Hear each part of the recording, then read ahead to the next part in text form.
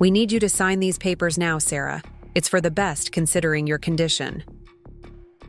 My brother-in-law Richard's voice cut through the haze of post-surgical medication as he hovered over my hospital bed, a folder of documents in his manicured hands.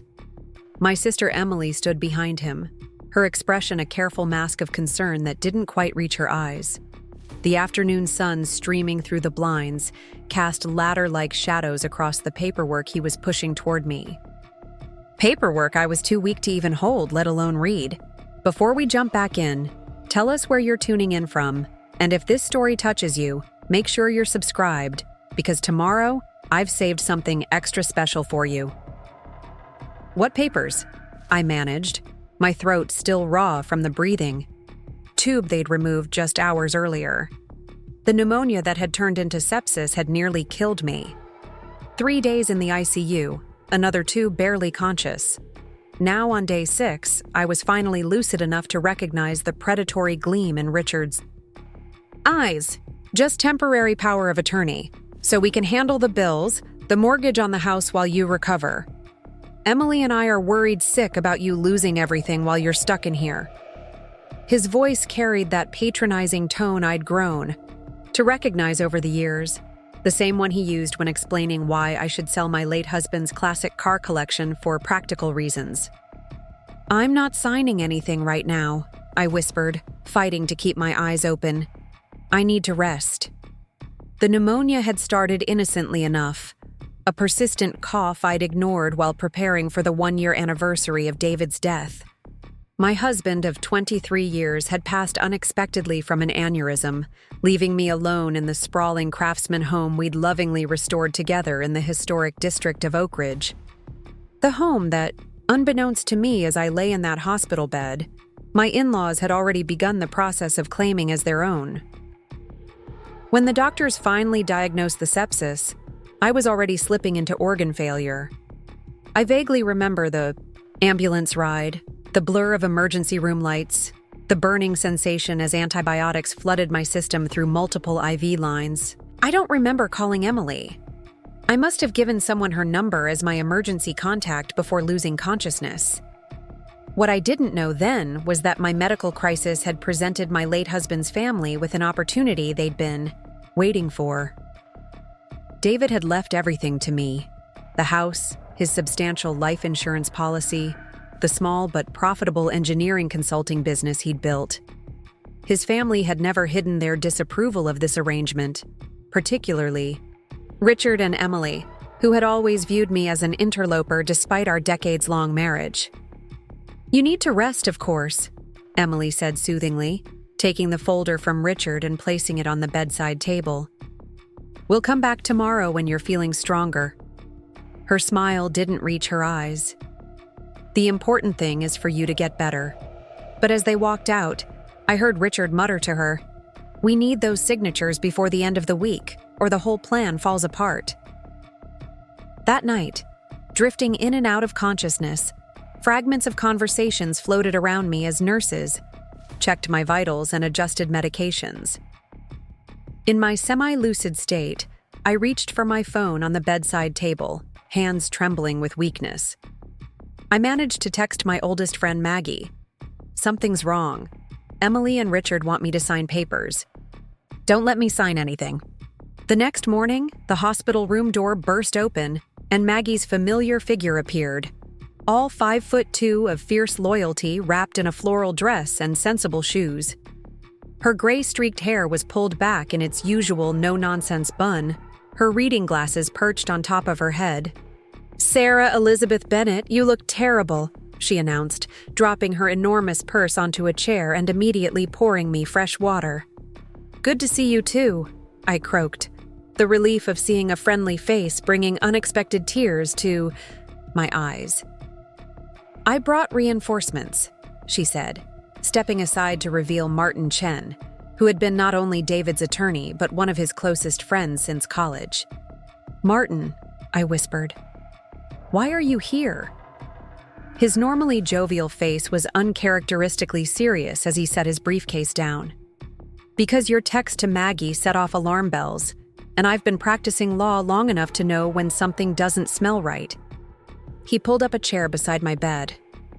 "Sarah, have you signed anything since you've been hospitalized?" I shook my head, wincing at the pain the movement caused. "They wanted me to sign something yesterday.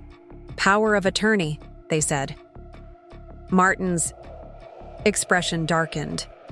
"I checked the county records this morning. There's already a petition filed to declare you mentally incompetent due to grief-induced depression and suicidal tendencies. It cites your prolonged illness as evidence of self-neglect." The words hit me like physical blows. "What? That's absurd. I had pneumonia. I didn't try to kill myself." "The petition was filed by Richard, with Emily as a supporting witness," Martin continued, his voice gentle but firm. "If granted, they would become your legal guardians, with control over all your assets, including the house." Maggie made a sound halfway between a gasp and a growl. "Those vultures! They've been circling ever since David died." The betrayal cut so deep that for a moment I couldn't breathe.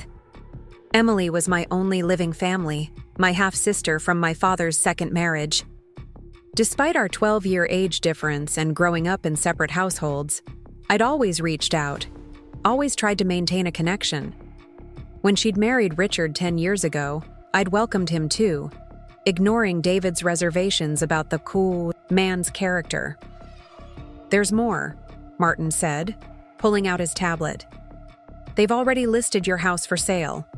Privately, not on the open market, but I have a contact in real estate who tipped me off."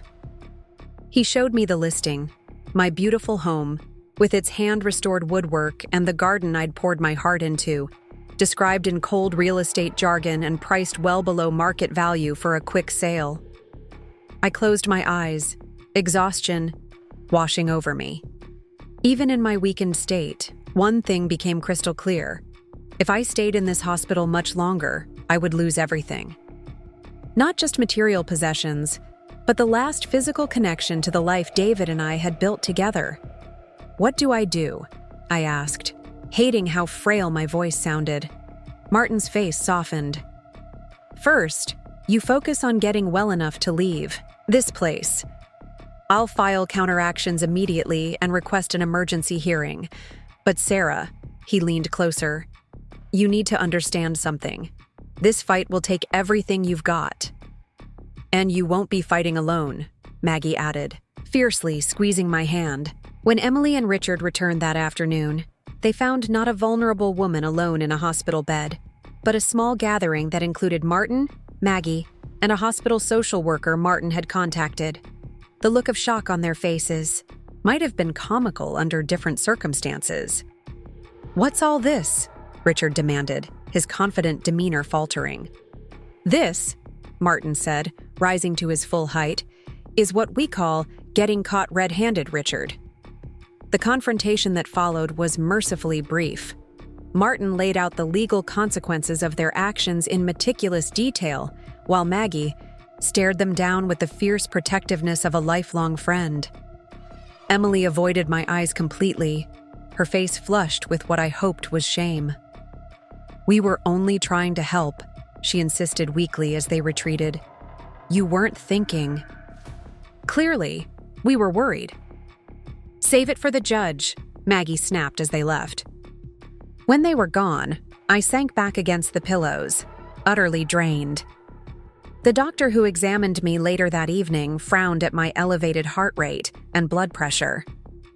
"You need rest and calm to recover, Mrs. Bennett," she admonished gently.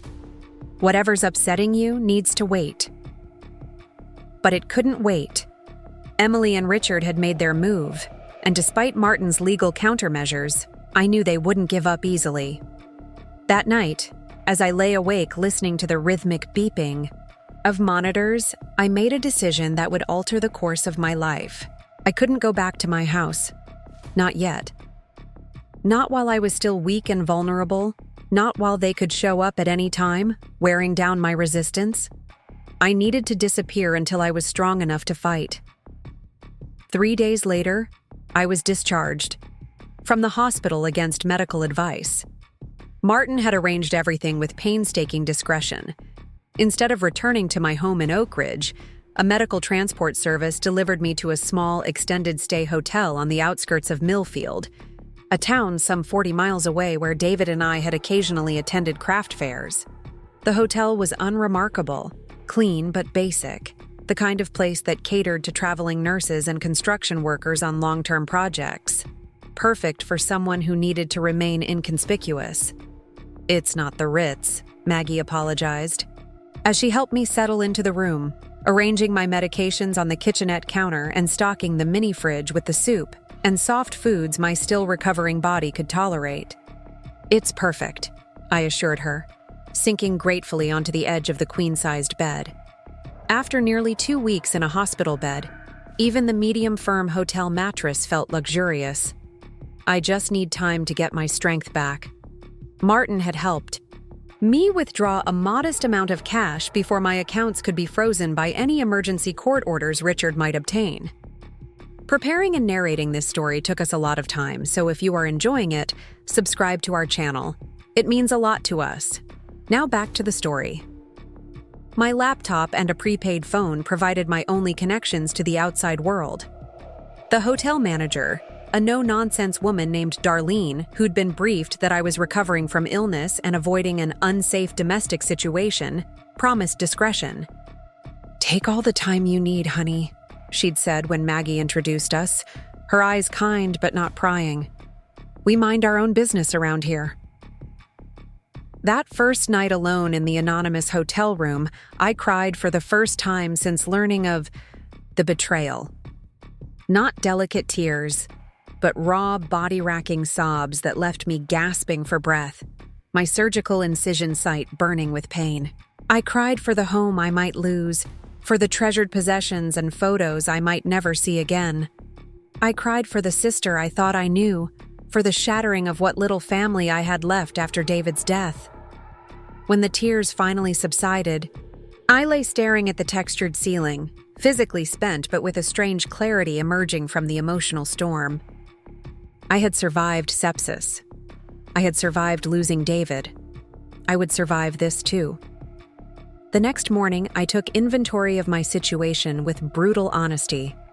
My recovery would take weeks, possibly months. My financial resources were limited. My home and business were under threat, but I was alive, and as long as I was alive, I could rebuild. I created a daily routine, beginning with gentle exercises to rebuild my strength, at first just walking the length of the hotel room, then up and down the corridor, then around the small hotel grounds. Each day, I pushed a little further, ignoring the pain and fatigue. In the afternoons, I rested and worked on my laptop, diving into the digital records of David's business that I'd fortunately backed up to the cloud. David's engineering consultation business had specialized in energy efficiency retrofits for older commercial buildings. After his death, I'd kept the business running with the help of Tom Parker, David's right-hand man, who knew the technical aspects better than I ever would. I'd handled the books, client relations, and administrative work, learning as I went. Now, I combed through years of files, looking for anything that might help me build a new future. 1 week into my self-imposed exile, Tom called on the prepaid phone. Martin had finally briefed him on my situation. "Sarah, this is insane." His familiar gruff voice was comforting, even in its concern. "You should be home recovering, not hiding out like a fugitive." "If I go home now, I might not have a home much longer," I reminded him. "Richard and Emily won't stop." Tom was silent for a moment. "What can I do to help?" I took a deep breath. "How would you feel about becoming a business partner instead of an employee?" The idea had been forming gradually as I'd reviewed the business records.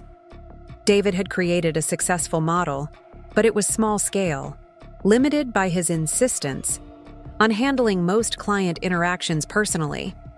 Tom had the technical expertise but lacked David's ease with clients. I had neither technical skills nor David's charisma, but I'd discovered I had a talent for systems, for seeing inefficiencies and opportunities the men had missed.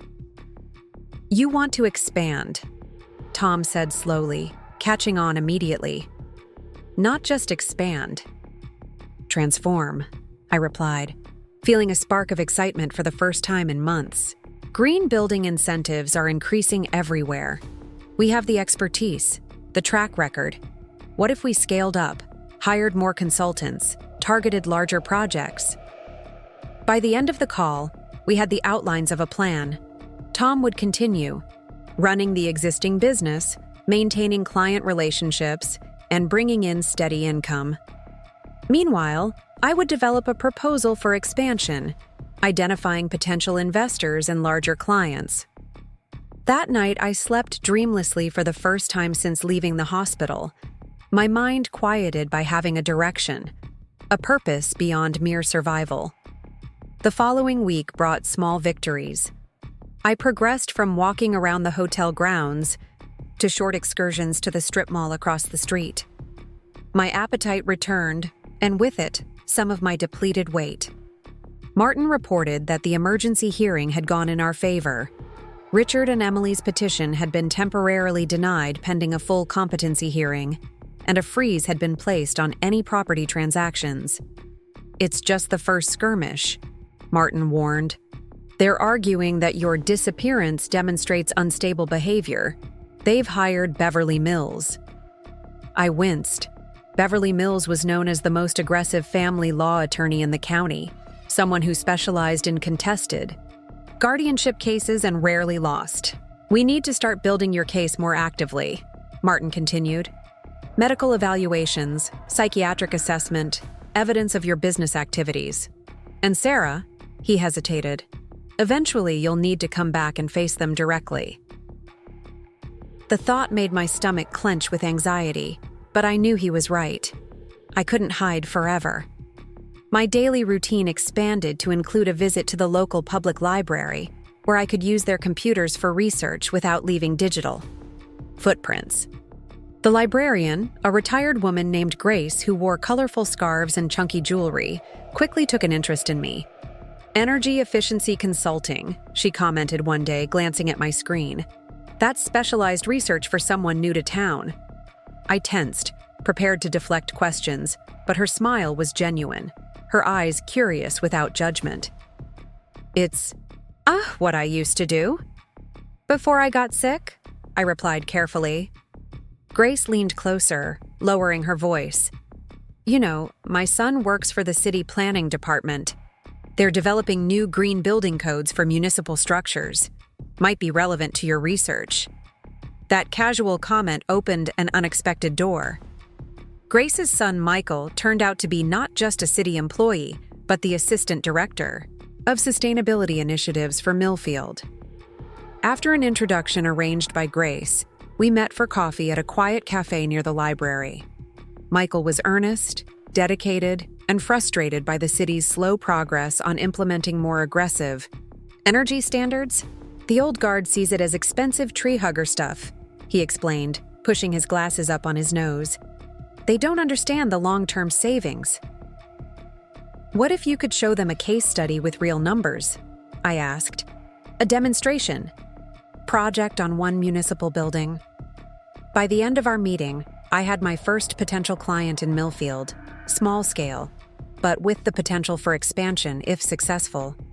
More importantly, I had a foothold in a new community, a reason to be there beyond hiding from my problems in Oak Ridge. When I returned to my hotel room that evening, I found a package waiting. Clothing, toiletries, and a few personal items Maggie had retrieved from my house during a daytime visit when she knew Richard and Emily would be at work. Wrapped in tissue paper was a framed photo of David and me on the front porch of our home, taken the summer before his death. We were both laughing, surrounded by the potted herbs I'd been so proud of growing. I hugged the frame to my chest, tears welling. "I'm fighting, David," I whispered. "I promise I'm fighting." As weeks turned into a month, a routine became a new life taking shape. I moved from the hotel to a small furnished apartment that Grace helped me find, a garden unit in the home of an elderly couple who preferred having someone nearby in case of emergencies. The rent was affordable, And the private entrance gave me independence while their presence provided a sense of safety. Tom and I video conferenced weekly, developing our business expansion plan. Michael introduced me to key people in the Millfield municipal government. I began using my real name again, though I remained cautious about my background story, describing myself as relocating after a health crisis when asked. My strength returned gradually. First, the ability to walk longer distances without resting. Then, the stamina to work full days. The surgical scar on my chest began to fade from angry red to pink. My mind cleared of the fog that had lingered after the sepsis and medications. 6 weeks after my hospital discharge, Martin arranged for me to meet with Dr. Eleanor West, a respected neuropsychologist who would evaluate my cognitive function and decision-making capacity for the upcoming competency hearing. "I need you to be completely honest with me," Dr. West said as I sat in her office. "Not just about your current functioning, but about your emotions, your grief process, your plans for the future."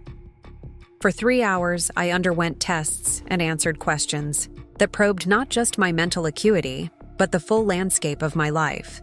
I described the crushing grief after David's death, the months of simply going through the motions, the pneumonia that had developed partly because I'd ignored my own health while focusing on the anniversary of his passing. "And now?" she asked. "What drives you forward?" The question caught me off guard with its simplicity and depth. "At first, just survival," I admitted. "Then anger. But now..." I paused, realizing something had fundamentally shifted. Now I'm building something new. Not just replacing what I lost, but creating something that's truly mine. Dr. West's report deemed me not only competent, but demonstrating exceptional resilience and adaptive coping mechanisms. It was the first piece of concrete evidence for the case we would need to make in court. The second piece came unexpectedly. Tom called one evening, his voice vibrating with barely contained excitement. "You won't believe who contacted us. Renew Corp." I nearly dropped the phone. Renew Corp was one of the largest sustainable development firms on the East Coast, known for transforming aging urban buildings into energy-efficient spaces. They're looking for specialized consultants for a huge project, retrofitting a historic downtown area in Lancaster. They found us through the case study on the Monroe building we did 2 years ago. This was exactly the kind of opportunity our expansion plan had been targeting, but much sooner and larger than we'd anticipated. The timing couldn't have been more critical. If we secured this contract, it would not only launch our business to a new level, but provide irrefutable evidence of my professional capabilities for the upcoming hearing. Martin's call the next day brought me crashing back to reality. "Richard and Emily are escalating things," he said grimly. "They've filed a missing person report, claiming they fear you've had a psychological break or been unduly influenced. They're painting quite the picture. Grieving widow, serious illness, disappearance without contacting family. But Maggie and you know exactly where I am. Yes, but we're not family. In the eyes of the law, Emily is your next of kin." He sighed. "Sarah, it's time to come back and fight this directly. They're using your absence against you, and it's starting to gain traction." I knew he was right, but fear gripped me at the thought of returning. In Millfield, I'd found not just a hiding place, but the beginnings of a new life, a cocoon where I could heal and transform. Going back to Oak Ridge meant facing not just Emily and Richard's betrayal, but all the memories, all the grief I'd been channeling into productive work. "When?" I asked, my voice barely above a whisper. "The competency hearing is scheduled for 2 weeks from Thursday. We need you back at least a few days before to prepare." That night, I sat on the small patio outside my apartment, watching darkness settle over the unfamiliar neighborhood that had become a sanctuary. The thought of leaving filled me with a complicated mix of emotions. Fear, certainly, but also a surprising realization. I was no longer the same woman who had fled Oak Ridge in weakness and panic. The past 2 months had changed me in ways I was only beginning to understand. I called Maggie. "I need one more favor before I come back," I said. The day I returned to Oak Ridge was sunny but cool, autumn clearly asserting itself in the changing leaves and crisp air. Maggie drove me straight to Martin's office from the train station, taking back roads to avoid potential sightings by Richard or Emily's friends. "You look different," she commented, glancing sideways at me as she drove. I touched my hair, now cut in a shorter, more practical style than the shoulder-length waves I'd worn for years. "Just a haircut." "No, it's more than that." She smiled. "You look determined." Martin was waiting with a pot of coffee and a thick folder of documents. "Welcome back to the battlefield," he said, gesturing for me to sit. "We have a lot to cover." For hours, we rehearsed questions and answers for the hearing, reviewed medical reports and financial statements, strategized responses to potential accusations. The competency hearing would determine not just my legal right to manage my affairs, but would set the stage for the bigger fight over Richard and Emily's guardianship petition. "What about the house?" I finally asked, the question I'd been dreading. Martin's expression was guarded. "They haven't been able to sell it, but they did manage to gain temporary access before our counterfiling took effect. According to neighbors, they've been there frequently, removing items." My stomach clenched, but the pain was duller than I expected.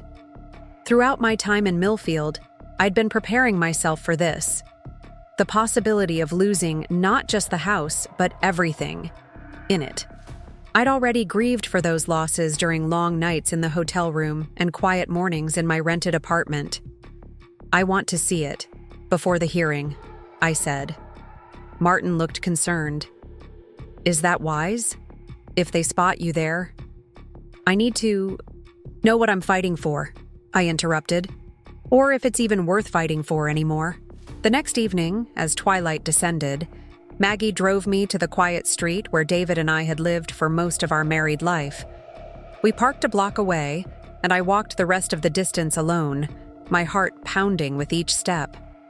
The house looked the same from the outside. The wide front porch with its swing, the mature oak tree in the front yard, the stained glass accent window David had installed as an anniversary gift. But as I drew closer, differences emerged. The garden was neglected, fallen leaves unraked. The porch light was on, though it wasn't fully dark yet, Emily being wasteful with electricity as always. I didn't approach the house directly, but circled to the side, where I could peer through the dining room window without being seen from the street. The sight that greeted me stole my breath. The room was nearly empty, the antique table and chairs gone, the china cabinet that had held my grandmother's dishes missing, walls bare where family photos had hung. Only an ugly folding table stood in the center, covered with papers and takeout containers. Moving carefully around the perimeter, I checked each accessible window. The living room was similarly stripped, our comfortable furniture replaced by a single recliner I recognized from Richard and Emily's condo. The home, office that had been David's sanctuary, had been transformed into a storage space, boxes stacked haphazardly, the custom bookshelves bare. They weren't just accessing the house, they were systematically dismantling it, erasing all evidence of our life there even before they legally owned it. I should have felt devastated. 2 months ago, the sight would have brought me to my knees. But as I stood in the gathering darkness, what rose within me wasn't grief, but a cold, clarifying anger. And beneath that, an unexpected sense of liberation. This house that I'd fought so desperately to keep, that represented my last connection to life with David, was already gone in all the ways that mattered. The physical structure remained, but the home we'd created had been hollowed out. And in that hollowness, I found my answer. When I returned to the car, Maggie took one look at my face and asked, "How bad is it?" "They've taken almost everything," I said, my voice steadier than I expected. "But they've actually done me a favor." "A favor? How on earth?" "They've made it easier to let go," I replied, "and to fight for what really matters now." The morning of the competency hearing dawned clear and cold. I dressed in clothing Martin had suggested, professional but not flashy, a navy suit that conveyed stability and seriousness. As I fastened a simple silver necklace that had been a gift from David, I studied my reflection. The woman looking back at me appeared composed, focused, someone who knew her own mind. Martin met me at the courthouse steps. "Ready?" I nodded, taking a deep breath. More than ready. Inside, Richard and Emily were already seated with their attorney, Beverly. Mills, a razor-thin woman with immaculate silver hair and an expression of perpetual disapproval. Emily paled visibly when she saw me, quickly looking away.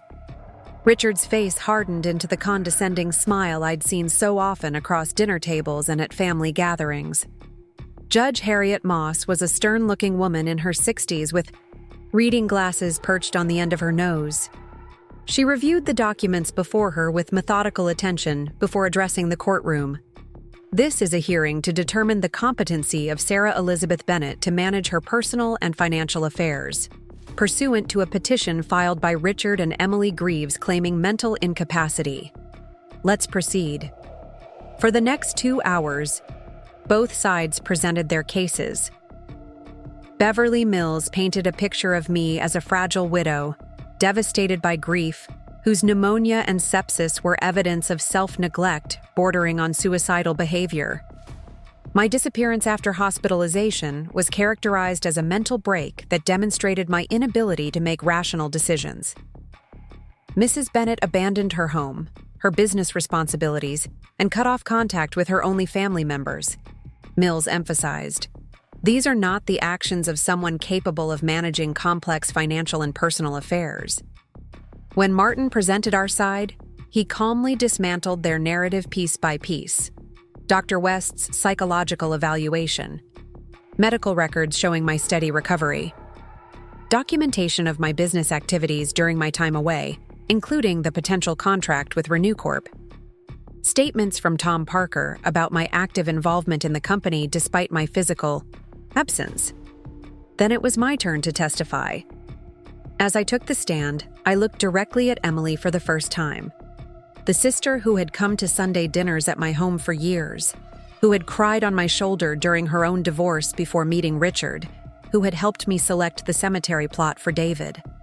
Her eyes were fixed on her hands, refusing to meet mine. "Mrs. Bennett," Judge Moss began, "can you explain in your own words why you left Oak Ridge after your hospitalization without informing your sister of your whereabouts?" I took a deep breath, my prepared answers momentarily forgotten as truth rose to replace them. "Your Honor, I left because while I was fighting for my life in the ICU, my sister and brother-in-law were fighting for my house.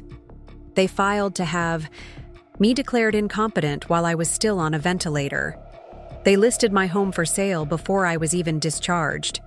When I became aware of their actions, I had to make a choice: stay and fight them while still physically vulnerable, or retreat, until I was strong enough to defend myself effectively. I chose tactical retreat, not abandonment." Emily's head snapped up, her face flushing. Judge Moss regarded me thoughtfully. "And during this tactical retreat, what steps did you take to maintain your affairs?" Calmly, I detailed everything: the remote business management, the new client development, the medical follow-up with local doctors in Millfield, the gradual rebuilding of my physical and emotional strength. I explained my decision-making process with the clarity that comes from having nothing left to lose. "Your Honor, competency isn't about making decisions others agree with. It's about understanding consequences and accepting responsibility for choices. I understood exactly what I was risking by leaving, and I accept full responsibility for that decision. It wasn't impulsive or irrational. It was strategic." When Beverly Mills cross-examined me, she focused relentlessly on my grief, suggesting it had clouded my judgment and led to self-destructive behaviors. "Isn't it true, Mrs. Bennett, that you isolated yourself after your husband's death? That you withdrew from family and social connections?" I grieved deeply, I acknowledged. But I also continued to run our business, maintain our home, and yes, host Sunday dinners for the very family members now questioning my competence. And your illness? Pneumonia serious enough to develop into sepsis suggests severe self-neglect. It suggests I caught an infection that went untreated too long, I corrected. A mistake, certainly. But people of unquestionable competence make medical mistakes every day. The questioning continued, but with each answer, I felt stronger rather than worn down. When Mills finally ran out of questions, Judge Moss asked if I had anything else to add. Just this, Your Honor. The petition before you isn't really about my competence. It's about a house and money. If Emily and Richard were truly concerned about my welfare, they would have helped me recover, not tried to take advantage of my illness to seize assets my husband left to me. Emily made a small sound, somewhere between a gasp and a sob. Richard's face had turned stony. Judge Moss called a 30-minute recess to review the evidence before rendering her decision. In the hallway outside, Martin squeezed my shoulder. "You were excellent," he said quietly. "Clear, rational, articulate. Mills couldn't rattle you." I nodded, but my attention was on Emily, standing alone by a window while Richard conferred intensely with Beverly Mills further down the hall. On impulse, I walked over to her. "Why?" I asked simply when she turned to face me. Her eyes were red-rimmed, her makeup smudged. "You don't understand how hard things have been for us," she said, her voice barely above a whisper. "Richard's business has been struggling. We're underwater on the condo mortgage. When David died and left everything to you, it just seemed so unfair. You were alone, no children to provide for. We have Jamie and Rebecca to think about. My niece and nephew, whom I'd sent birthday gifts to every year, whom I'd offered to help with college expenses, an offer Richard had proudly declined. So you decided to take my home instead of asking for help?" She looked away. "Richard said you'd never agree, that it would be kinder this way to have you declared incompetent, that ultimately you'd be happier in assisted living where people could take care of you." The callous calculation behind their actions still had the power to wound, but I felt a surprising wave of pity for my sister. "And you believed that would be kinder than simply talking to me? After everything we've been through together?" Before she could answer, Richard appeared at her elbow, glaring at me. "Emily, Mills wants to speak with you. Now." When we reconvened in the courtroom, Judge Moss didn't waste time with preamble. "Having reviewed all evidence presented, I find no basis for declaring Sarah Bennett incompetent. On the contrary, the record shows clear evidence of sound decision-making, under difficult circumstances." She looked directly at Richard and Emily. "The petition for guardianship is denied, and I am issuing an order preventing any further filings on this matter for a period of 1 year without direct approval from this court." Relief washed over me, but it was tempered by the knowledge that this was only the first battle. My home had been violated, possessions taken, damage done that court orders couldn't undo. As we left the courthouse, Martin outlined next steps: criminal charges for theft of property, civil suits for damages, restraining orders. The legal road ahead was long, but I found myself strangely detached from the details. "Martin," I interrupted his planning, "what if we approached this differently?" 1 week later, I sat across from Richard and Emily in Martin's conference room. Their attorney was present, as was a mediator Martin had suggested. On the table between us lay a comprehensive proposal I had developed. "Let me be clear about what's happening here," I began, my voice steady. "This is not a negotiation. These are my terms, and they're non-negotiable." I slid copies of the document toward them. "I am willing to forego criminal charges for theft and civil suits for damages under the following conditions. First, every item removed from my house must be returned or fair market value paid within 30 days. Second, You will both sign a legally binding agreement never to contest any of my financial or personal decisions in the future. Richard started to speak, but I held up my hand. I'm not finished. Third, and most importantly, I am selling the fee. Ouse. This clearly wasn't what they expected. Emily's eyes widened. The proceeds will be divided as follows. 70% will go to establish a trust for Jamie and Rebecca's education and future needs. The remaining 30% I will use to relocate permanently to Millfield and expand my business. The room fell silent as they absorbed my words. Why would you do this? Emily finally asked, her voice small. I looked at my sister, really looked at her, and saw not just the woman who had betrayed me, but the girl who had once followed me around with hero worship in her eyes, the young mother who had been overwhelmed by twins, the wife who had gradually surrendered her own identity to Richard's domineering personality. Richard's face contorted with barely contained rage as he stared at the proposal in front of him. This is extortion, he hissed, shoving the document away. You're threatening us with criminal charges unless we agree to your terms. No, Richard, I replied calmly. I'm offering you a way forward that benefits everyone, especially your children. The alternative is pursuing every legal remedy available to me, which would likely end with both of you facing criminal charges for attempted fraud, property theft, and filing false statements with the court. Martin cleared his throat. Mrs. Bennett's offer is extraordinarily generous given the circumstances. My advice would be to accept it. Beverly Mills whispered something to Richard, who shook his head sharply. Emily just stared at the table, shoulders hunched, a posture so defeated it momentarily softened my resolve. 3 days, I said, standing up. You have 3 days to accept these terms, or we proceed with full legal action. As Martin walked me to my car afterward, he seemed troubled. Are you sure about this, Sarah? Giving up the house, the trust for the kids? That's nearly 2/3 of your assets. I paused, hand on the car door, looking back at the sleek office building where my future was being negotiated in hushed, angry whispers. I've never been more certain about anything. That house stopped being a home the moment they violated it. And the money? I shrugged. David would have wanted his niece and nephew provided for, regardless of their parents' actions. And Millfield? You're really planning to relocate permanently? I smiled, feeling a surprising lightness despite the emotionally exhausting meeting. I signed a 6-month lease on an apartment yesterday. It has a small second bedroom that will work perfectly as a home office. The doubt in Martin's expression didn't fade. This all seems very sudden.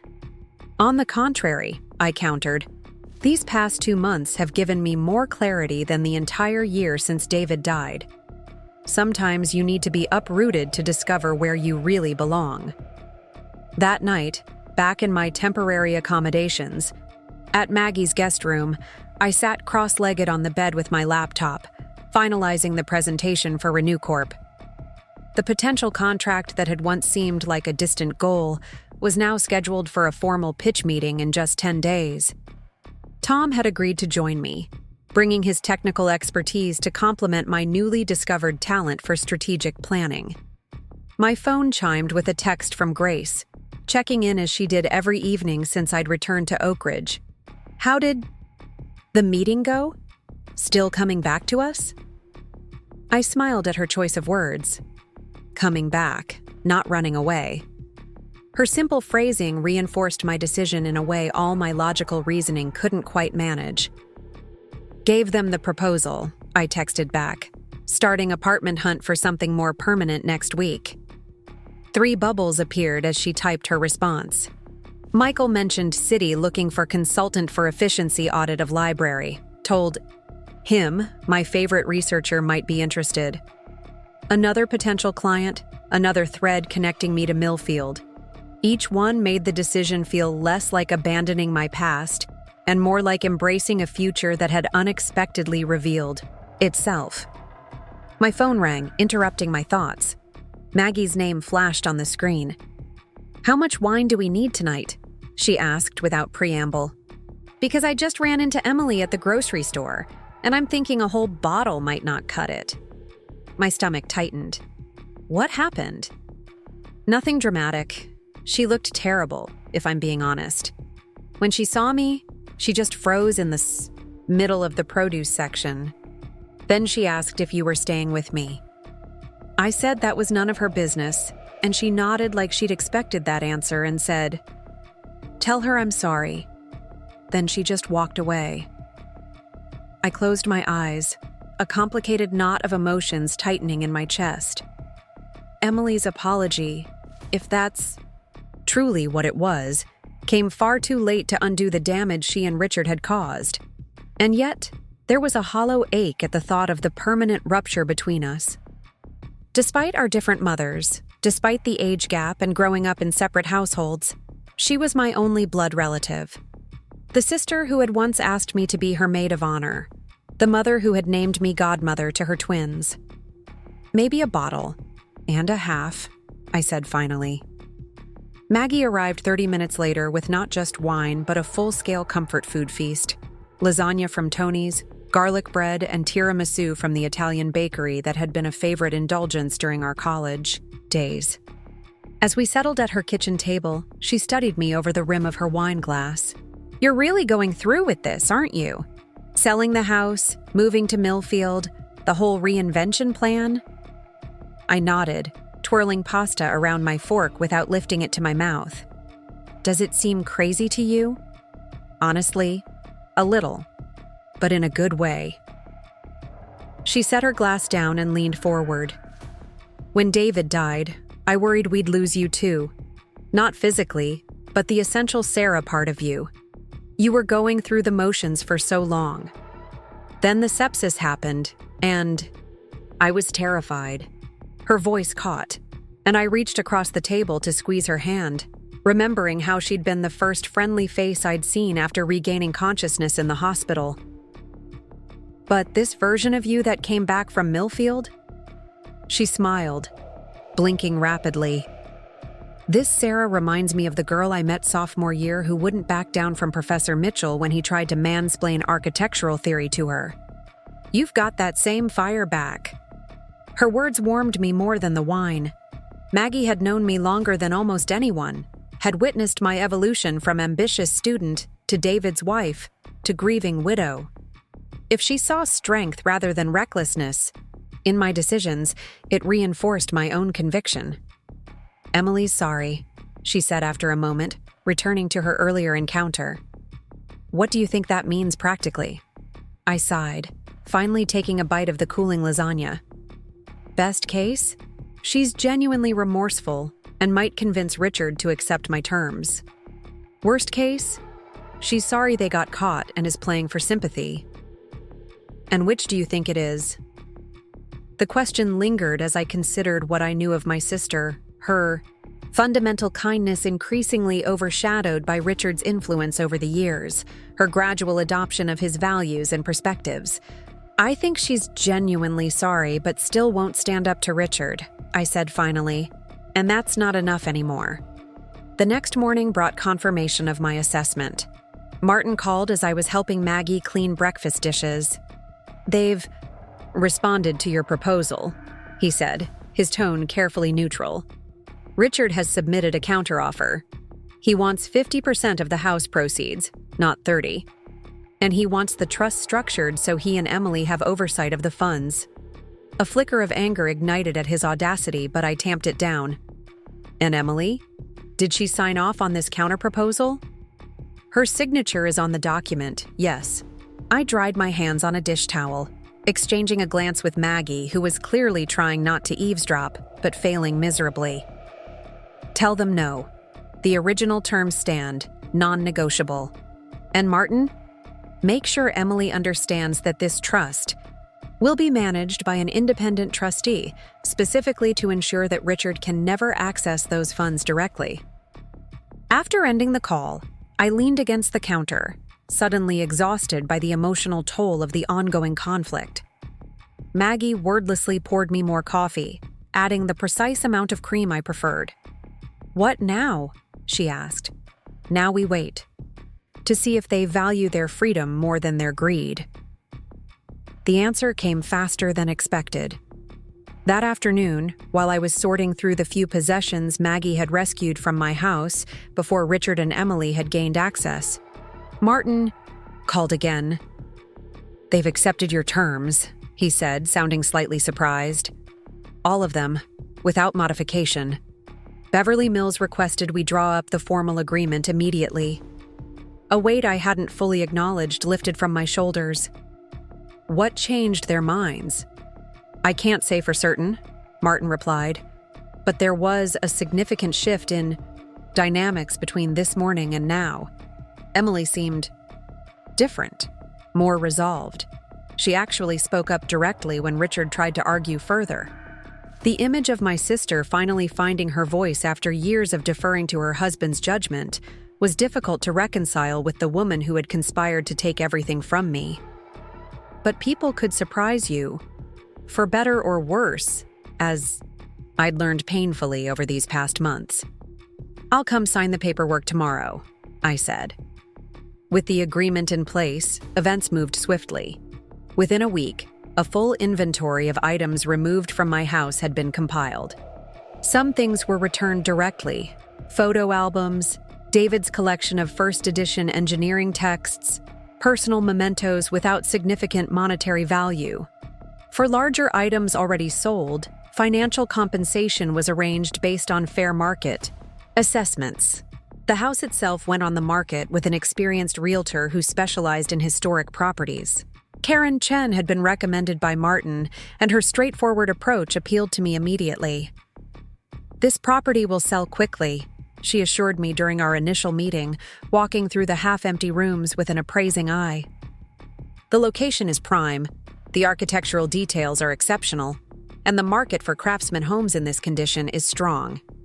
Even with most of the furniture gone, the bones of the house speak for themselves." She was right. Within days of listing, we had multiple offers significantly above asking price. The final accepted bid came from a young couple, both professors at the local university, who wrote an earnest letter about their desire to preserve the home's historic character while raising their family there. As I signed the final sale documents, in Karen's office, a bittersweet sense of closure settled over me. The house had been the setting for the happiest years of my life with David, but now it would witness new celebrations, new memories, a different kind of love. There was something fitting in that continuity.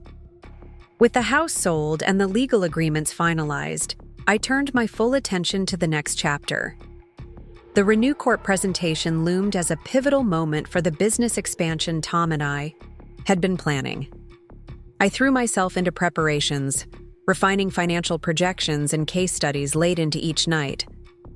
"You know, you could take a day off," Maggie commented one evening, finding me surrounded by spreadsheets at her dining table.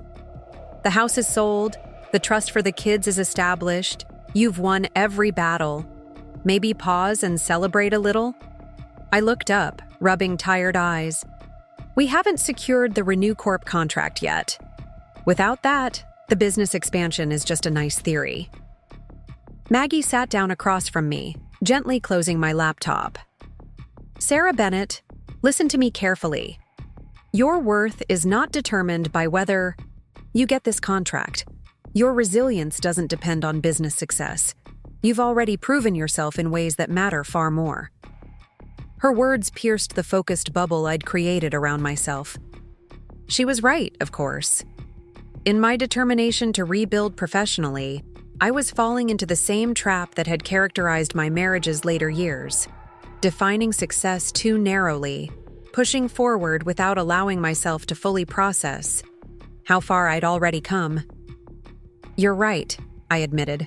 "I'm getting tunnel vision again." "So let's fix that," she declared, standing up decisively. "Tomorrow we're taking a mental health day. No business talk, no legal documents, no family drama. Just two old friends remembering how to have fun." True to her word, Maggie orchestrated a day of simple pleasures. We began with breakfast at our favorite cafe from college days, then wandered through the botanical gardens where autumn flowers were giving their final colorful display before winter. In the afternoon, we visited an art exhibition featuring local women artists and ended with dinner at a new restaurant overlooking the river. Throughout the day, I found myself noticing details I might have missed during my laser-focused recovery and planning. The particular quality of October light filtering through yellow maple leaves, the pride in an artist's face as she explained, her creative process, the complex flavors in a well-crafted meal shared with a beloved friend. "Thank you for today," I told Maggie as we drove home under a canopy of stars. "I needed this reset more than I realized." She smiled, keeping her eyes on the road. Sometimes the strongest thing you can do is pause and breathe. That night, I slept deeply for the first time in weeks, without dreams of hospital rooms or emptied houses or courtroom confrontations. I woke feeling refreshed in a way that transcended physical rest, as if some internal alignment had occurred during those dreamless hours. The clarity carried me through the Renew Corp presentation 3 days later. Tom and I traveled to their headquarters in Philadelphia, armed with detailed proposals and case studies. As we waited in the sleek reception area, Tom fidgeted with his tie, uncharacteristically nervous. "What if they don't take us seriously?" he muttered. "We're tiny compared to their usual consultants." "Which is precisely our advantage," I reminded him. "We offer specialized expertise and personalized attention their larger contractors can't match. Plus, we're hungrier for this. Hungrier means more innovative, more dedicated." The confidence in my voice wasn't entirely performance. Somewhere between confronting Richard and Emily in court and this moment, genuine self-assurance had replaced the borrowed bravado I'd been operating on since leaving the hospital. The presentation exceeded even my optimistic expectations. Our detailed knowledge of historical building retrofitting clearly impressed the Renew Corp executives, particularly our case studies showing energy efficiency improvements that preserved architectural integrity. Questions were probing but engaged, focused on methodology rather than company size. "Your approach to the Monroe building renovation demonstrates exactly the balance we're struggling to achieve in Lancaster," said Victoria Winters, Renew Corp's sustainability director. "Modernizing systems while honoring historical elements." 2 hours later, as Tom and I walked out of their offices, he was practically vibrating with excitement. "They're going to choose us. Did you see their faces during the financial projections?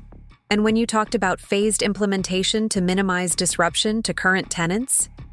Pure gold." I smiled, sharing his enthusiasm but tempering it with caution learned from recent experiences. "They still need to complete their review process. There are other consultants in contention. But none with our specific expertise," he insisted. "Sarah, this is happening. We're really doing this." His certainty was infectious, and I allowed myself to imagine what success would mean, not just financially, but as validation of the vision David and I had initially created together, now evolved into something new through my partnership with Tom. It would be a bridge between my past and future, honoring David's legacy while establishing my own. The drive back to Oak Ridge gave me time to reflect on how dramatically circumstances had changed since my illness. In just over 2 months, I had nearly died, been betrayed by my only family, rebuilt my health, discovered new capabilities, forged fresh connections, and was now poised to transform a modest consulting operation into something significantly larger. The uncertainty that had once seemed terrifying — where would I live? How would I support myself? Who could I trust? — had become a field of possibilities. Even the painful severance from Emily, while still raw, had clarified which relationships truly nourished me and which had been maintained out of obligation or habit. When I returned to Maggie's house that evening, I found her in the kitchen with Grace, who had driven up from Millfield with a car full of fresh produce from the farmer's market and what appeared to be a stack of apartment listings. "Surprise!" Grace exclaimed, enveloping me in a warm hug that smelled of cinnamon and cloves. "I thought you could use some familiar Millfield faces while you wait to hear about the contract." The thoughtfulness of her unexpected visit, a 2-hour drive each way, exemplified the quality of connections I'd formed during my exile. These weren't relationships based on shared history or family obligation, but on genuine affinity and mutual support discovered in adversity. As we prepared dinner together, Grace updated me on Millfield happenings, Michael's progress with the city's sustainability initiatives, Darlene's arthritis acting up at the hotel, the library's upcoming renovation that might become my first local project, the comfortable domesticity of chopping vegetables and sharing stories with these two women from different chapters of my life created a sense of continuity I hadn't realized I was missing. Later, after Maggie had gone to bed, Grace and I sat in the living room, reviewing the apartment options she'd brought. "This one has the best light for your plants." She pointed to a second-floor unit in a converted Victorian near the town center. "And this one is closest to the library, which matters for those early morning meetings Michael keeps scheduling." The care she'd taken in considering my specific preferences touched me deeply. "You've really thought about this." She looked up, her expression suddenly serious. "When my husband died 8 years ago, I thought I'd never feel at home anywhere again. The house we'd shared for 40 years felt like it belonged to ghosts more than to me." She glanced around Maggie's comfortable living room. "Friends like your Maggie got me through the worst days, but rebuilding meant finding spaces that were just mine, that didn't echo with memories at every turn." Her insight into my situation was so precise it momentarily robbed me of words. I'd never explicitly told Grace about my struggle to separate from the house I'd shared with David, but she had recognized it instinctively from her own experience. "How did you know that's what I needed?" I asked finally. She smiled, the gentle creases around her eyes deepening.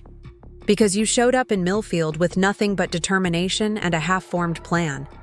That's not running away. That's running towards something. I just want to help you find solid ground to run to." The Renew Corp decision came faster than expected. Just 5 days after our presentation, Victoria Winters called while I was discussing potential apartment viewings with Grace, who had extended her visit to help me prepare for the transition to Millfield. "We'd like to move forward with your team for the Lancaster project," Victoria said without preamble. "Your proposal was precisely what we've been looking for. Can you begin preliminary assessments next month?" The wave of emotion that swept through me was complex.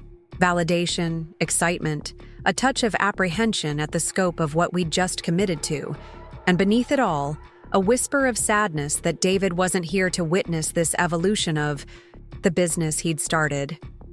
"Yes, absolutely," I managed to respond professionally, despite Grace bouncing excitedly beside me, having deduced the news from my expression.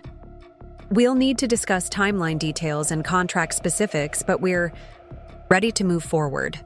After the call ended, Grace pulled me into an impulsive hug. "This calls for a celebration. Let's get Maggie and go somewhere special for dinner." That evening, at an elegant restaurant overlooking the river, Maggie's choice for our impromptu celebration, I found myself suddenly overwhelmed by the convergence of endings and beginnings. The house was sold, the business was expanding, my new apartment in Millfield was scheduled for a viewing the following week. The chapter of my life defined by illness, betrayal, and recovery was closing, with a new narrative taking shape. Toast?" Maggie declared, raising her glass. "To Sarah Bennett, who turned catastrophe into catalyst and emerged stronger than ever." "To new beginnings in Millfield," Grace added. "A community ready to welcome you fully." I raised my own glass, throat tight with emotion. "To both of you, who showed me what real support looks like when it mattered most." As we clinked glasses, my phone buzzed with an incoming text. Normally, I would have ignored it during such a moment, but a glimpse at the screen showed Emily's name, the first direct communication since the courtroom confrontation. The movers finished today. Your things are packed separately as requested. Key under mat. I know it doesn't change anything, but I truly am sorry. I hope you find happiness in your new home." The message landed like a stone in still water, sending ripples through my carefully cultivated composure. Not because it changed anything, she was right about that, but because it acknowledged the reality of what had happened between us. No excuses, no attempts to minimize or justify, just recognition of harm done and wishes for my future. "Everything okay?" Maggie asked, noticing my expression. I showed her the text, watching her eyes narrow as she read it. "Too little, too late," she muttered, protective as always. "Yes," I agreed, but still something. The following morning, I made an impulsive decision. Instead of having the moving company retrieve my remaining possessions, I drove to the house myself. One final visit. One last encounter with the space that had been the center of my world for so many years. The key was where Emily had promised, tucked under the faded welcome mat David and I had chosen together when we first moved in. The house echoed emptily as I stepped inside, most furniture and decor removed by either Richard and Emily's earlier pillaging or the subsequent packing they'd arranged. In the living room, several neatly labeled boxes were stacked against the wall. Sarah's books, kitchen items, Sarah, David's papers, Sarah. The clinical organization was strangely depersonalizing, reducing our life together to categorized possessions. Yet there was care evident in the packing, items wrapped carefully in acid-free paper, fragile objects nestled in proper cushioning. I moved through each room slowly, saying goodbye, not just to the physical space, but to the life it had contained. In the kitchen, I remembered countless dinners prepared together, David's terrible jokes as he attempted to help with recipes beyond his skill level. In the office, I could almost hear the scratch of his pencil as he sketched preliminary designs, late into the night. The master bedroom, where we'd shared dreams and sorrows, plans and disappointments, love in all its complex manifestations. In the backyard, I stood beneath the maple tree where we'd hung a simple swing the summer before. His death? The swing was gone now, sold or stolen or simply removed during the clearing. But the sturdy branch remained, leaves turning golden in the October sunlight. I placed my palm against the rough bark, feeling the steady life pulsing beneath. "Goodbye," I whispered, not just to the tree or the house, but to a chapter of my life that had encompassed both profound joy and devastating loss. "Thank you for sheltering us." As I turned to leave, movement at the side gate caught my attention. Emily stood there, uncertainty written across her face, keys clutched in her hand. For a moment, we simply looked at each other across the autumn brown. Grass, sister to sister, both changed irrevocably by the events of the past few months. "I didn't know you'd be here," she said finally. "I came to check if the movers had labeled everything correctly." "They did," I confirmed, my voice steadier than I expected. "You did a good job with the packing." She nodded, not moving closer but not retreating either. "There's a photo album I found in the attic. Pictures from when we were kids before Dad remarried. I thought, maybe you'd want it." The mention of those early days, before our family fractured and reformed, before distance and different mothers created the gulf between us, touched something tender beneath my anger. Not forgiveness, not yet, but acknowledgement of the complex history that bound us despite everything. "I would," I said simply. "Thank you." Emily disappeared briefly, returning with a worn leather album I vaguely remembered from childhood. She hesitated, then crossed the yard to hand it to me directly, rather than leaving it with the packed boxes. Our fingers brushed during the exchange, the first physical contact since before my hospitalization. "Richard doesn't know I kept this. Back for you," she said quietly. He wanted everything of value assessed for the settlement. The admission revealed volumes about the dynamics in their marriage, about the small rebellions Emily was perhaps just beginning to mount against Richard's control. "Will you be okay?" I asked, the question emerging from some remnant of big sister concern that had survived even this betrayal. She looked surprised, then thoughtful. "I don't know. Things are different now. After seeing you in court, how you've rebuilt everything from nothing while I've just been following Richard's lead for years." She trailed off, then straightened her shoulders slightly. "I'm looking into counseling. For me, not with him." It wasn't reconciliation. The damage between us was too profound, the trust too thoroughly shattered for that. But it was an echo of the sister I'd once known, a glimmer of the woman who might yet emerge if she found her own path forward. "I hope you find what you need," I said, meaning it despite everything. "The kids' trust is established. They'll be taken care of regardless of what happens with you and Richard." Tears welled in her eyes. "I don't deserve your generosity. Not after what we tried to do." "It's not about deserving," I replied, running my fingers over the album's worn cover. "It's about breaking cycles, about building something better from broken pieces." We didn't embrace when we parted. There was too much unresolved between us for that kind of closure. But as I drove away from the house for the final time, the faded photo album beside me on the passenger seat, I felt the first genuine stirrings of peace regarding Emily. Not forgiveness exactly, but a release of the bitter anger that had been consuming valuable energy I now needed for reconstruction rather than retribution. The next day, I signed a lease on the apartment Grace had identified as perfect for my needs, a sunlit second-floor unit in a converted Victorian with original hardwood floors, tall windows, and a small balcony ideal for container gardening.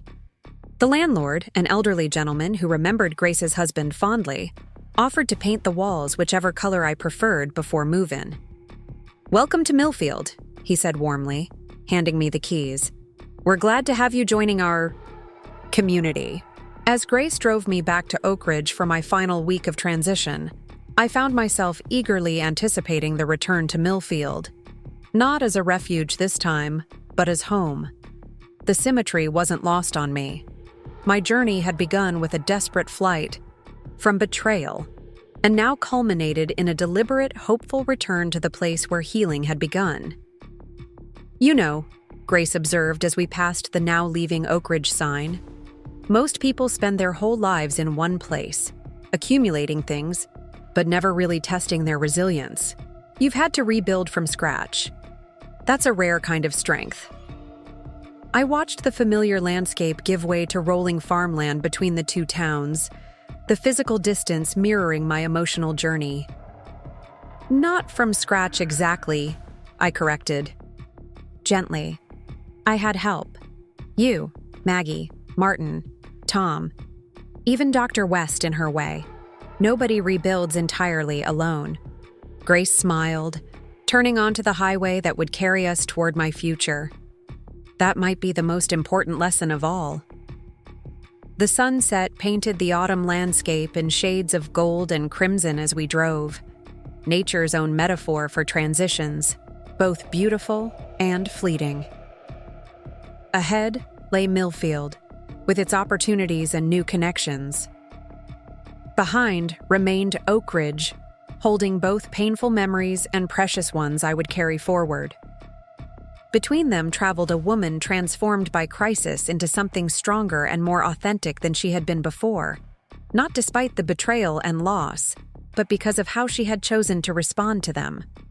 The road stretched before us, bathed in the glow of possibility, and for the first time in longer than I could remember, I was truly eager to see where it might lead. The hiring process revealed yet another unexpected skill I'd developed through adversity: an ability to recognize resilience and adaptability in others. The standard interview questions about experience and technical capabilities told only part of the story. I found myself more interested in how candidates had navigated challenges, their approaches to unexpected obstacles, the resources they'd drawn upon when facing adversity. "You're building a team of survivors," Tom observed after we'd selected Lucia Mendez, a brilliant sustainability architect who'd rebuilt her career after losing everything in a hurricane 5 years earlier. I hadn't consciously created this pattern, but examining our recent hires revealed the truth in Tom's assessment. Jason Chen, our new energy systems specialist, had pivoted from corporate engineering to sustainability after recovering from a serious car accident that left him questioning his life priorities. Deanna Williams, the operations manager we'd brought on to streamline our expanding administrative needs, had previously managed a nonprofit that lost its funding, forcing her to develop creative solutions with minimal resources. "I suppose I recognize something in them that resonates with my own experience," I acknowledged. "But there's also a practical advantage. People who've weathered personal storms bring perspective and creativity that can't be taught in professional development seminars." Our growing team moved into a comfortable rhythm as summer approached. The main office in Millfield became our operational hub, while Tom continued overseeing the Lancaster project with regular visits back for strategy sessions. Weekly all-staff meetings fostered collaboration across projects, each consultant bringing unique insights that strengthened our collective work. The transformation extended beyond professional realms into my personal life as well. The tentative connections I'd formed during my initial exile in Millfield deepened into genuine friendships. Grace remained my closest confidant, but others joined my expanding social circle. Michael from the city planning department and his wife Elena hosted regular dinner gatherings for local professionals. Darlene from the hotel introduced me to her book club, a diverse group of women whose monthly discussions ranged far beyond literature into philosophy, politics, and personal growth. One evening in early June, as I walked home from such a book club meeting, I took a detour through Millfield Central Park, enjoying the lingering twilight and the scent of newly bloomed roses. Children played on the community playground while parents chatted on nearby benches. Couples strolled hand in hand along winding paths, and a group of teenagers practiced dance moves on the gazebo platform while friends cheered their efforts. I settled on a bench overlooking the small lake at the park's center, watching fireflies begin their nightly display along the shoreline. The simple beauty of the scene, ordinary people living ordinary lives in the gathering dusk, filled me with unexpected contentment. I belonged here now, not as someone hiding from trauma, but as a community member with connections, contributions, and a place in the social fabric. My phone buzzed with a text from Maggie. "Just checking in. How's life in small-town paradise?" Despite the distance between us, Oak Ridge was only 40 miles away but felt much further in terms of life stages, Maggie remained an essential bridge between my past and present. Her weekly check-ins and occasional visits maintained continuity when everything else had changed. "Peaceful tonight," I replied, snapping a photo of the twilight-bathed park to share with her. "Business is growing faster than expected. Thinking of buying instead of renting if the right place comes along." Her response came quickly. "From medical fugitive to property hunting in 6 months. Only you could manage that transformation timeline." Her playful characterization made me smile. The journey from hospital bed to business expansion had indeed unfolded with surprising speed, each crisis compelling swift decisions that accumulated into comprehensive change. Speaking of transformations, Maggie texted again, "Thought you should know? Emily filed for divorce yesterday. Martin heard from a colleague who's representing her."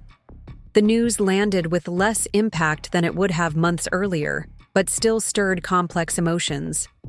Despite Emily's complicity in Richard's scheme, I couldn't help wondering what final catalyst had pushed her toward this decision, whether our confrontation had played some role in her recognizing the toxicity of her marriage. "She's staying with her friend Cynthia for now," Maggie added when I didn't immediately respond. "The twins are splitting time between houses." I pictured my niece and nephew, now 15, and navigating yet another family fracture. The trust I'd established from the house sale would secure their educational futures regardless of their parents' situation. But money couldn't cushion the emotional turbulence of watching a marriage dissolve. "Do they have support?" I asked finally. "The kids, I mean. Both seeing a counselor, according to Martin's source. Emily's apparently determined to make the transition as healthy as possible for them." A small measure of respect flickered for my sister's priorities, despite everything that had transpired between us. Children shouldn't bear the cost of adult conflicts, a principle I wished she'd remembered when participating in Richard's scheme against me. As darkness settled more firmly over the park, I gathered my things and continued home, my thoughts lingering on the news about Emily. There was a certain symmetry to our parallel journeys, both starting new chapters, both rebuilding, after the collapse of what we'd thought was solid ground. But where my transformation had been thrust upon me through betrayal, hers appeared to be a deliberate choice to change course after years of acquiescence. I couldn't find forgiveness yet for what she'd done, but perhaps I could acknowledge the courage it took to start over at midlife, especially with teenagers depending on her stability. Back at my apartment, I reviewed property listings Grace had sent earlier that day. Potential homes in Millfield that might suit my needs if I decided to put down more permanent roots. The prospect of home ownership again stirred mixed emotions. My house in Oak Ridge had represented security and connection before becoming the focal point of betrayal. Could I risk investing that kind of meaning in property again? One listing caught my attention. A 1930s cottage on the edge of town with a generous garden and renovated interior. Unlike my former craftsman home with its historical grandeur, this property offered modest charm and practicality. The realtor's description emphasized its energy-efficient updates and sustainable landscaping, values that aligned with both my business focus and personal philosophy. On impulse, I emailed Grace asking to view it the following weekend. Whether I ultimately purchased it or not, exploring the possibility represented another step in claiming this new life fully, committing to Millfield as home rather than refuge. The cottage exceeded expectations during the viewing. Sunlight streamed through efficiently placed windows, illuminating warm wood floors and thoughtfully designed spaces. The previous owners, a retired couple relocating to be closer to grandchildren, had maintained the property meticulously while gradually implementing sustainable features, rainwater collection system, solar water heating, native plant landscaping that minimized water needs. "The garden sealed it for me," I told Grace afterward as we discussed the property over coffee at a nearby cafe. "It's established, but not overwhelming, unlike the grounds at my old place that needed constant attention." Grace smiled knowingly. "Less maintenance, more enjoyment. Very on brand for your new approach to life." Her observation resonated deeply. My previous existence had indeed involved considerable maintenance, of David's professional reputation after his death, of family relationships that proved hollow under pressure, of a historic home whose demands sometimes outweighed its comforts. My Millfield life prioritized functionality and genuine connection over appearances and obligation. "I'm going to make an offer," I decided, surprising myself with the certainty. "Not the asking price. It needs kitchen updates and the sunroom. Has some structural issues, but close enough to be competitive." Grace squeezed my hand. "Putting down roots. I'm proud of you, Sarah." The negotiations proceeded quickly. The sellers, eager to finalize their own transition, accepted my offer with minor adjustments. The home inspection revealed no significant issues beyond those I'd already noted, and financing proved straightforward thanks to the substantial down payment available from my previous house sale. As the closing date approached, I found myself mentally furnishing the spaces, imagining morning coffee in the sunroom once repaired, planning which office items might transition home for a more flexible work arrangement occasionally.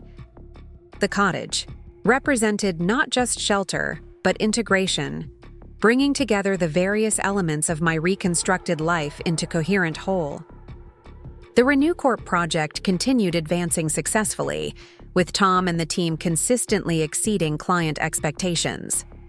Our reputation grew accordingly, bringing inquiries from municipalities and development firms throughout the region.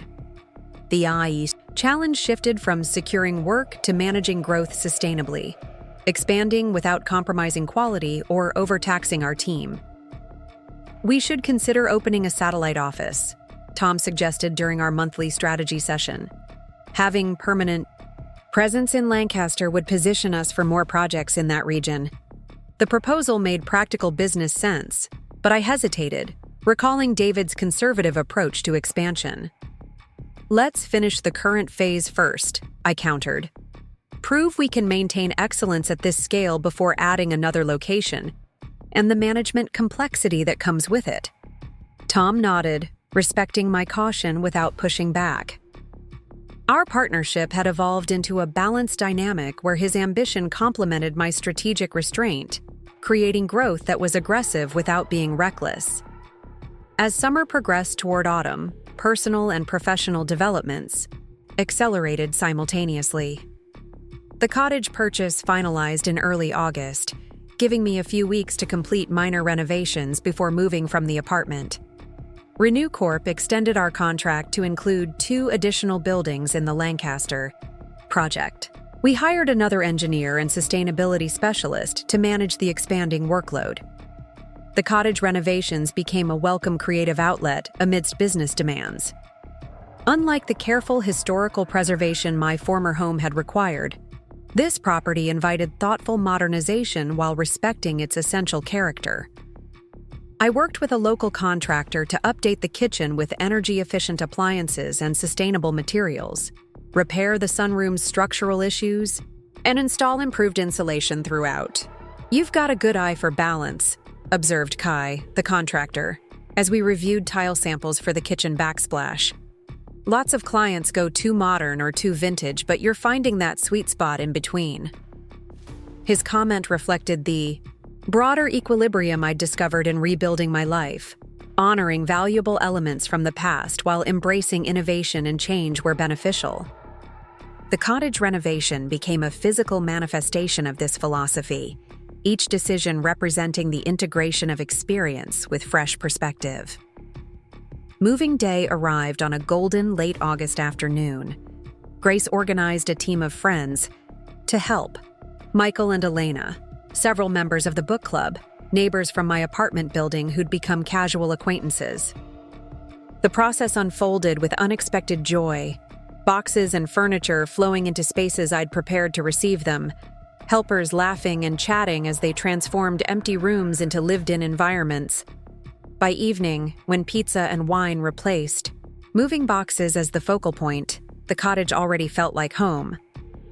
We gathered in the newly renovated kitchen and spilled onto the back patio, toasting new beginnings and sharing stories as twilight deepened around us. "Speech from the homeowner," called Michael, raising his wine glass expectantly. Put on the spot, I looked around at these people who had become my community in less than a year. Some now close friends, others friendly acquaintances, all contributors to the tapestry of connection I'd woven since arriving in Millfield. "I moved here because I had nowhere else to go," I began honestly. Illness and betrayal had stripped away everything I thought defined me. Millfield was meant to be temporary shelter while I recovered enough to fight back. I paused, emotion momentarily constricting my throat. But what I found here wasn't just shelter, it was possibility. All of you, in different ways, showed me that starting over doesn't mean settling for less. Sometimes it means discovering more than you ever had before. Glasses raised in response, faces warm with genuine affection. In that moment, surrounded by my chosen family and my chosen home, the wounds of betrayal seemed finally to lose their power, not forgotten, but transformed into the foundation for something stronger and more authentic than what had been lost. Later that night, after everyone had departed and silence settled through the cottage, I wandered from room to room, absorbing the reality of this new beginning. In the small second bedroom I'd designated as a home office, my laptop displayed an email notification that had arrived during the moving festivities. The message was from Tom, with a subject line that simply read, "Big News." Opening it revealed correspondence he'd forwarded from a National Sustainable Development Association, announcing the selection of our RenewCorp project for a prestigious Innovation Award, specifically citing our approach to historical preservation within energy efficiency parameters. Professional validation added another layer of completion to the day's sense of arrival and establishment. The business that had begun as David's vision, that I'd maintained after his death more from obligation than passion, had evolved into something uniquely mine, informed by his foundation but transformed by my experiences and priorities. I closed the laptop without responding, saving that celebration for tomorrow. Tonight belonged to simpler pleasures, the satisfaction of belongings arranged in their proper places, the subtle sense of new paint and polished wood, the gentle symphony of unfamiliar house sounds that would soon become the background music of daily life. In my new bedroom, moonlight filtered through gauzy curtains I'd selected specifically for this space, casting patterns across freshly made bedding. As I prepared for my first night in this new home, the contrast with 6 months earlier could hardly have been more striking. From hospital bed to homeownership, from vulnerability to strength, from isolation to community.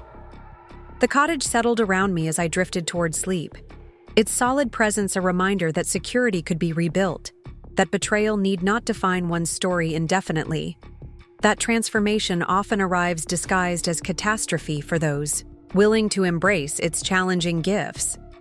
Morning brought practical demands that grounded the emotional significance of the move. Internet installation required coordination. The hot water heater needed adjustment. Kitchen organization revealed gaps in essential supplies. I welcomed these ordinary problems as evidence of normal life, reasserting itself after extended disruption. Between addressing household matters, I called Tom to discuss the award notification and its potential impact on our business trajectory. His excitement was infectious as we considered how to leverage this recognition for further growth, while ensuring our expanding team maintained the values and approaches that had earned the distinction. "This changes everything," he enthused. "We'll have national visibility now, not just regional. The larger sustainability firms will start seeing us as peers rather than small-town competition to ignore." His assessment was accurate but triggered a moment of caution in me. "We need to be strategic about what comes next," I reminded him. "Growing too quickly could compromise quality. Let's focus on projects where we can genuinely add value, not just chase prestige or revenue." This balance between ambition and intentionality, between expansion and excellence, had become my particular contribution to our partnership. Tom generated momentum. I ensured direction. Together, we were building something neither of us could have created independently. The award ceremony was scheduled for October in Chicago, giving us several weeks to prepare. Invitations extended to key team members who had contributed to the project's success, including Lucia and Jason, whose specialized expertise had proven crucial to the innovative approaches being recognized. As September unfolded, I settled into rhythms that integrated home, work, and community in sustainable balance. Mornings often began with coffee in the garden, watching light change across the native plantings while reviewing priorities for the day ahead. 3 days weekly, I worked from the office in town, maintaining personal connection with the growing team and handling matters requiring direct collaboration. The remaining weekdays I operated from my home office, focusing on strategic planning and client relationships. Evenings and weekends gradually filled with activities that nourished rather than depleted. Book club discussions that challenged intellectual assumptions. Community garden volunteering that connected me with neighbors across generational and socioeconomic lines. Occasional dinners with Grace and other close friends where conversation ranged from philosophical questions to practical advice. One such evening in mid-September, while helping Grace prepare dinner at her home, my phone rang with an unfamiliar local number. Normally, I would have let it go to voicemail, but something prompted me to answer. "Is this Sarah Bennett?" asked a young female voice, tentative and slightly nervous. "Yes, speaking." "This is Jamie." A pause. "Your niece, Jamie Greaves." The wooden spoon I'd been using to stir sauce clattered against the pot as my hand went momentarily slack with surprise. I hadn't spoken directly with either of my sister's children since before my hospitalization nearly 8 months earlier. Though the trust had been established for their benefit, all communication had occurred through attorneys. "Jamie," I managed, recovering my composure. "This is unexpected." Grace glanced over questioningly. I mouthed, "My niece," and stepped onto the back porch for privacy. "I know," Jamie said, her voice steadying. "Mom doesn't know I'm calling. Or she might. I didn't exactly hide it, but I didn't announce it either." The awkward phrasing reminded me that she was navigating adolescence amidst family upheaval, her parents' divorce proceedings, the aftermath of her father's ethical breach, her mother's presumed ambivalence about contact with the sister she had betrayed. "It's okay," I assured her. "I'm glad to hear from you. How are you doing?" A heavy sigh traveled through the connection. "That's complicated. School's fine, I guess. The divorce stuff is weird but not awful. Dad's dad. But I actually called about something specific." Her directness, so different from Emily's tendency toward emotional deflection, reminded me of David, who had adored his niece and often commented on her straightforward approach to problems. "I'm listening," I encouraged. "I got accepted to this special environmental science program for next summer.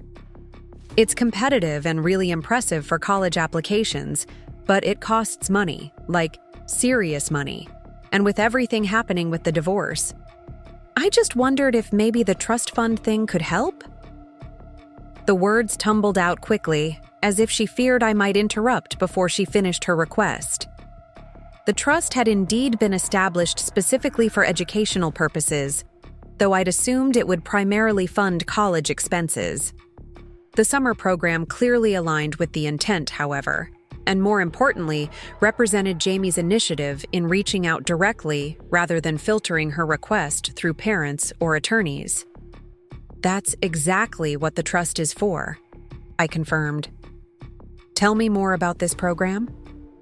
For the next 15 minutes, Jamie described the Environmental Leadership Institute in vivid detail, its focus on climate solutions, the hands-on fieldwork component, the mentorship opportunities with leading scientists. Her enthusiasm revealed genuine passion rather than resume-building calculation. "It sounds perfect for you," I said when she finally paused for breath. "David always said you had the most scientific mind in the family." "You remember that?" she asked, surprise evident in her voice.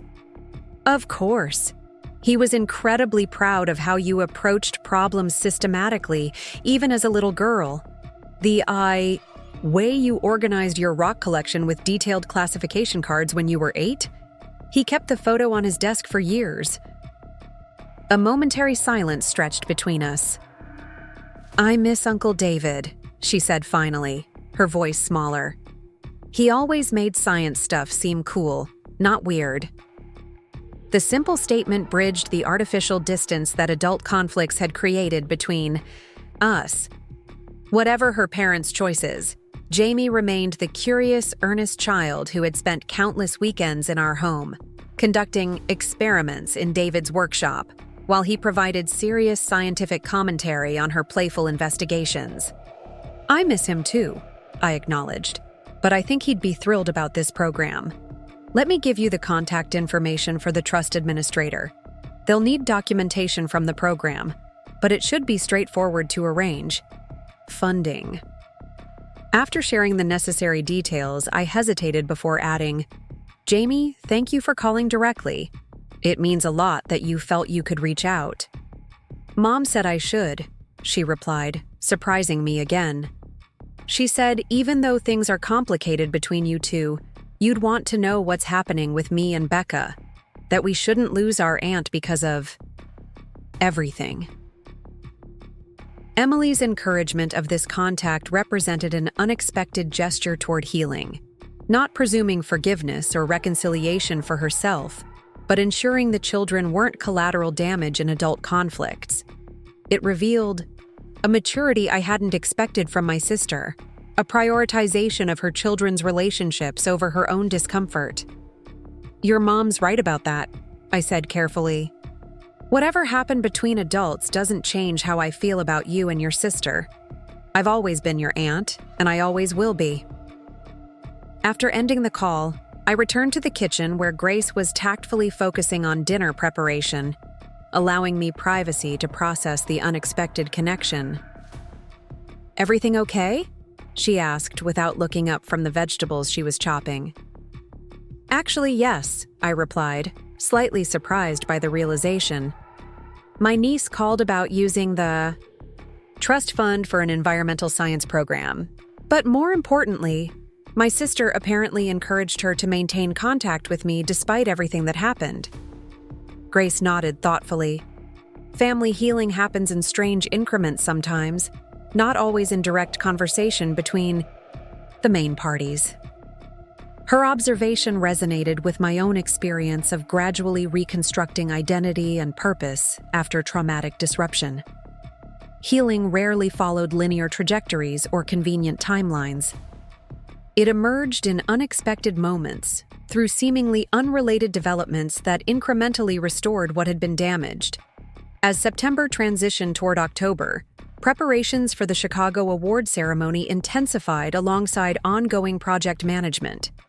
Team members selected to attend arranged travel logistics while marketing materials were updated to reflect the prestigious recognition. Client inquiries increased as word of the award spread through industry channels, creating both opportunity and challenge for our growing operation. "We need clearer criteria for project selection," I emphasized during our pre-Chicago strategy meeting. "With more options available, we risk diluting our expertise by accepting work that doesn't align with our strengths or values." The discussion that followed revealed the evolving identity of the enterprise, no longer simply David's original business maintained out of obligation, nor merely a survival mechanism created during crisis, but a dynamic entity with defined purpose and principles guiding its growth. Each team member contributed perspective on what distinguished our approach from competitors, what values should remain non-negotiable regardless of expansion. By meeting's end, we had articulated core priorities that would guide future decisions: commitment to historical integrity alongside innovation, preference for projects with community benefit beyond profit, insistence on collaborative client relationships rather than prescriptive solutions. The document we created represented collective wisdom rather than top-down mandates, reflecting the organizational culture I'd intentionally fostered since rebuilding began. The evening before our departure for Chicago, I hosted a small gathering at the cottage, a combination housewarming and pre-ceremony celebration for those team members attending the event. The renovation was now complete, autumn plantings established in the garden, and personal touches distributed throughout, making the space fully mine. As colleagues explored the cottage, their reactions reflected the integration I'd achieved between professional identity and personal environment. The home office featured practical efficiency alongside aesthetic comfort. Sustainability principles evident in the renovation mirrored our business approach. The overall design balanced preservation of character with thoughtful modernization. Exactly the equilibrium we sought in client projects. "This place is so perfectly you," observed Lucia, running her hand along the reclaimed wood countertop in the kitchen. "I can't imagine you living anywhere else now." Her comment captured the fundamental transformation these months had wrought. The Sarah who had occupied the craftsman home in Oak Ridge, grieving widow, betrayed sister, victim of circumstance, truly wouldn't fit in this space. That version of myself belonged to a different lifetime, one that had ended abruptly in a hospital bed when family betrayal shattered illusions about security and connection. The woman who had emerged from that devastation, business owner, community member, architect of her own recovery, had created environments both personal and professional that reflected authentic priorities rather than inherited expectations. The cottage, like the expanded business and carefully curated relationships, represented deliberate choice rather than passive continuation. "Neither can I agreed, surveying the gathered colleagues who had become an unexpected source of belonging. "This is exactly where I'm supposed to be." The journey to Chicago the following day marked another symbolic threshold, the first major travel I'd undertaken since the illness and betrayal that had catalyzed transformation. As our small contingent settled into the flight, conversation, flowing easily between technical discussion and personal catching up, I experienced a moment of profound gratitude for how completely circumstances had realigned. 6 months earlier, I had been hiding in Millfield, conserving limited resources while rebuilding basic health and security after devastating betrayal. Now, I was traveling to accept national recognition for professional innovation, surrounded by colleagues who shared vision and values, returning afterward to a home I had chosen and shaped according to authentic priorities. The catastrophe that had initially appeared to destroy everything had ultimately cleared space for reconstruction on firmer foundations, professional purpose aligned with personal values, relationships based on genuine connection rather than obligation, security derived from resilience rather than illusion. Chicago welcomed us with architectural grandeur that resonated with our team's appreciation for built environments. The Sustainability Conference hosting the award ceremony occupied a recently renovated historic hotel, whose transformation exemplified principles we advocated, preserving character while implementing state-of-the-art efficiency measures.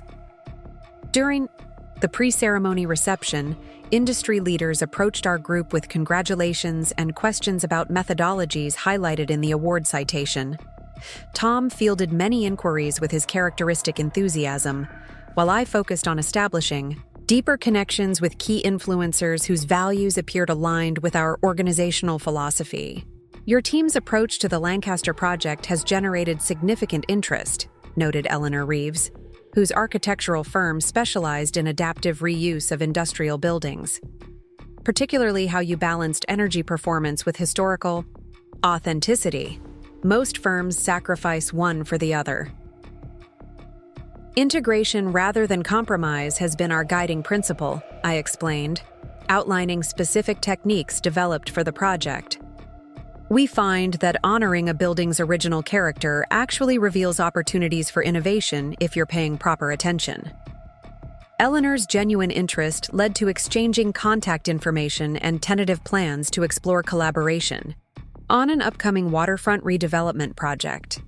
Exactly the type of strategic partnership I'd hoped might emerge from the recognition.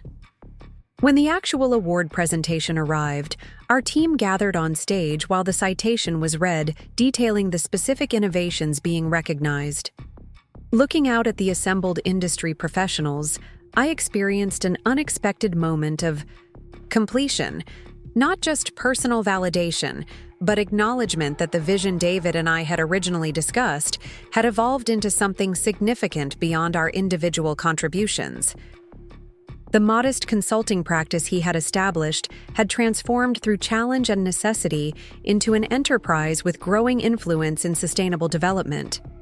My role had similarly evolved from supportive spouse to business manager to innovative leader, each transition prompted by circumstances that initially appeared destructive but ultimately proved transformative.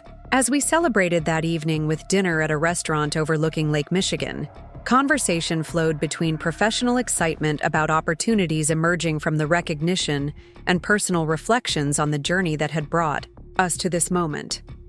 "A toast," Tom proposed, raising his glass as dessert was served. "To Sarah Bennett, who turned crisis into catalyst and created something remarkable from what could have destroyed her." Glasses raised around the table, faces warm with genuine appreciation and shared purpose. The acknowledgement brought unexpected emotion to the surface, not the raw pain of recent wounds, but something deeper and more complex. Recognition that suffering, when met with resilience and intention, could generate transformation beyond what safety, and security might ever have produced. "And to all of you," I responded, raising my own glass to include each team member, who became not just colleagues, but companions on this journey of rebuilding. What we've created together far exceeds what any of us could have accomplished alone. Later that night, standing at my hotel window watching moonlight play across Lake Michigan's vast surface, I reflected on the distance traveled since those desperate days immediately following my hospital discharge. The path from betrayal to renewal had been neither straight nor simple, involving false starts, painful recognitions, and deliberate choices to release familiar patterns even when uncertain. What would replace them? Yet each step, from fleeing Oak Ridge to establishing temporary refuge in Millfield, from defending against Richard and Emily's legal maneuvers to reinventing the business, from tentative community connections to genuine friendship, from temporary housing to creating a true home, had contributed to a reconstruction more authentic than what had been lost. My phone chimed with a text from Grace. "How did it go? Millfield's newest award-winning business owner should celebrate properly when you return." Her message reinforced the sense of belonging that had gradually replaced isolation. Grace had been the first to welcome me when Millfield was merely escape rather than destination. Now she represented the community connections that anchored my reconstructed life. "Beyond expectations," I replied. "Already planning collaboration with major sustainability firm. We'll tell you everything when I'm back." As I prepared for sleep, another message arrived. This one from Maggie. "Saw article about the award online. So proud of you. From hospital bed to industry recognition in 8 months. Only you, Sarah Bennett. Only you." Her reminder of the timeline brought fresh perspective to the journey. The transformation that felt simultaneously gradual and sudden had indeed unfolded with remarkable speed, crisis accelerating growth that might otherwise have taken years or never occurred at all. The betrayal that had initially appeared to destroy everything had instead catalyzed reinvention across every dimension. Professional identity expanded beyond supporting role to innovative leadership. Relationships shifted from obligation to authentic connection. Living environment transformed from inherited legacy to deliberate creation. Self-concept evolved from defined by others to self-determined. In the quiet hotel room, surrounded by evidence of professional recognition, but grounded in personal reconstruction, I recognized the profound irony at the heart of my journey. Those who had tried to take everything from me had inadvertently given me the opportunity to discover resources within myself I might never have accessed otherwise. Richard and Emily's attempt to claim my house had ultimately left them with nothing but legal consequences and fractured family bonds, while liberating me from limitations I hadn't recognized until forced to rebuild without them. Their betrayal, meant to diminish me, had instead revealed capacities for resilience and reinvention that transformed crisis into catalyst for authentic living. As sleep finally arrived, I carried this awareness like a talisman against future uncertainty. Not that hardship wouldn't come again in different forms, but that devastation need not define outcome for those willing to embrace transformation, rather than mere survival. The home I had created in Millfield, the business I had rebuilt and expanded, the relationships I had formed and nurtured, all testified to possibilities that emerge when betrayal becomes beginning rather than ending. The cottage awaited my return, no longer refuge but home. The business continued evolving, no longer obligation but purpose. The community remained engaged, no longer temporary shelter but permanent belonging. And I moved forward, no longer defined by what had been taken, but by what had been discovered in the challenging, transformative space where ending became origin for something truer than what came before. Returning to Millfield after the Chicago awards ceremony felt like completing a circle. From desperate flight to triumphant homecoming in the span of 8 transformative months. As the taxi approached my cottage on that crisp autumn evening, golden light spilled from windows I'd carefully selected, illuminating the garden path lined with solar-powered lanterns. The sight stirred something profound, This wasn't just property I owned, but a physical manifestation of the life I'd rebuilt from ashes. The business award had amplified our company's visibility in ways both exciting and challenging. My email inbox overflowed with congratulatory messages from industry colleagues alongside inquiries from potential clients and partnership proposals from established firms. The recognition created momentum that required careful navigation to maintain our core values while embracing appropriate growth opportunities. We need criteria for evaluating these new possibilities, I explained during our first post-Chicago team meeting. Otherwise, we risk saying yes to everything and diluting what makes our approach distinctive. Over several productive sessions, we developed an assessment framework that considered technical alignment, values compatibility, community impact, and capacity realities. This structured approach allowed us to respond confidently to the flood of opportunities, selecting those that genuinely fit our evolving organizational identity. One such opportunity arrived unexpectedly on a Tuesday morning in late October. I was working from my cottage office, reviewing proposals for a municipal building retrofit in Harrisburg, when an email appeared from Victoria Winters at Renew Corp. Sarah, our parent company, has acquired a significant portfolio of historic properties in the Northeast, requiring comprehensive sustainability retrofitting while maintaining historical integrity. After your team's exceptional work in Lancaster, we'd like to discuss a potential master services agreement covering multiple sites over 3-5 years. This would represent approximately $4 to year in consulting services, available for a preliminary conversation this week? The scale of the proposed engagement vastly exceeded anything we'd previously undertaken. A multi-year, multi-site contract would require substantial expansion in staffing, systems, and possibly geographic reach. The financial implications were equally significant, providing stability and growth potential, but also introducing new risks and complexities. I forwarded the message to Tom with a simple note: opportunity or trap? His response came within minutes. Both. But mostly opportunity if we structure it correctly. Call me when you can talk.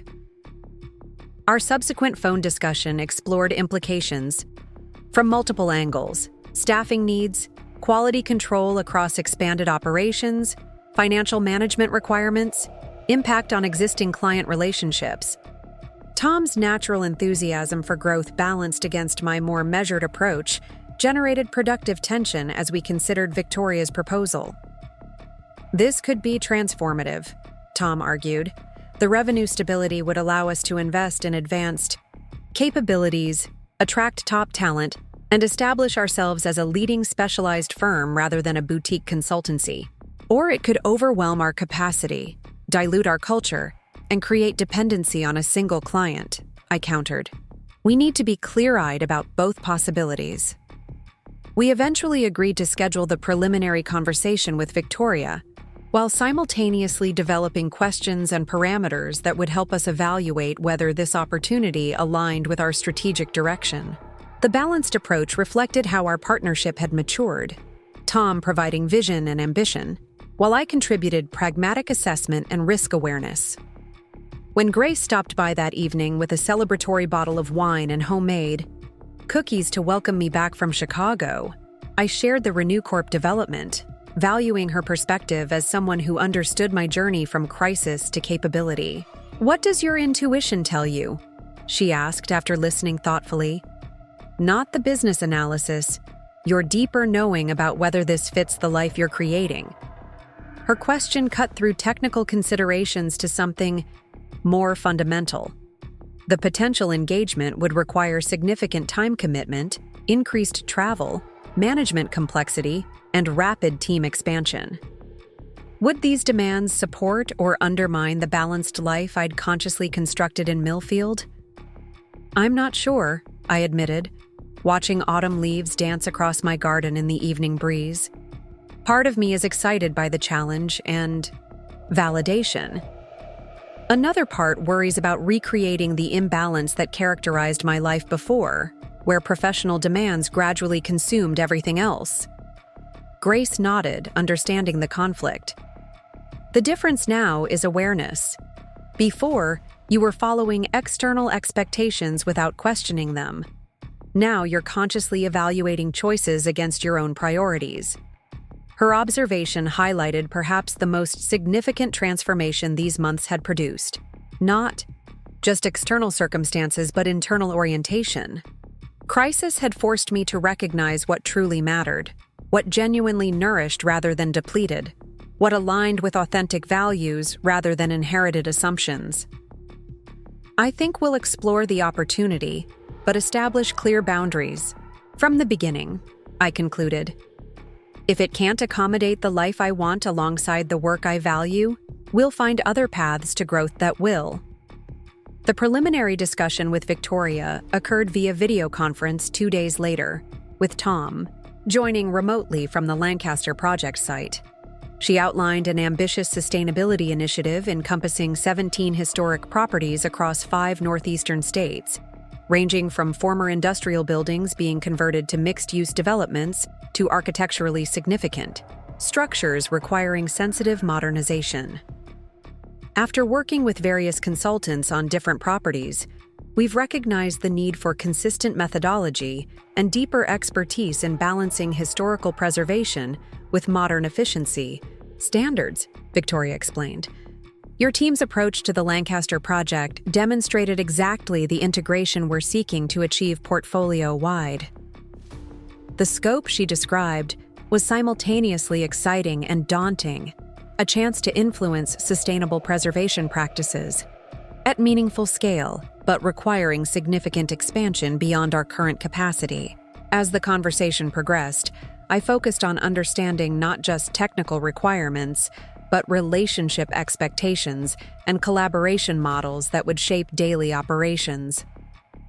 This sounds like a partnership more than a traditional client-consultant arrangement, I observed. We'd essentially be integrating our team with yours across multiple projects simultaneously.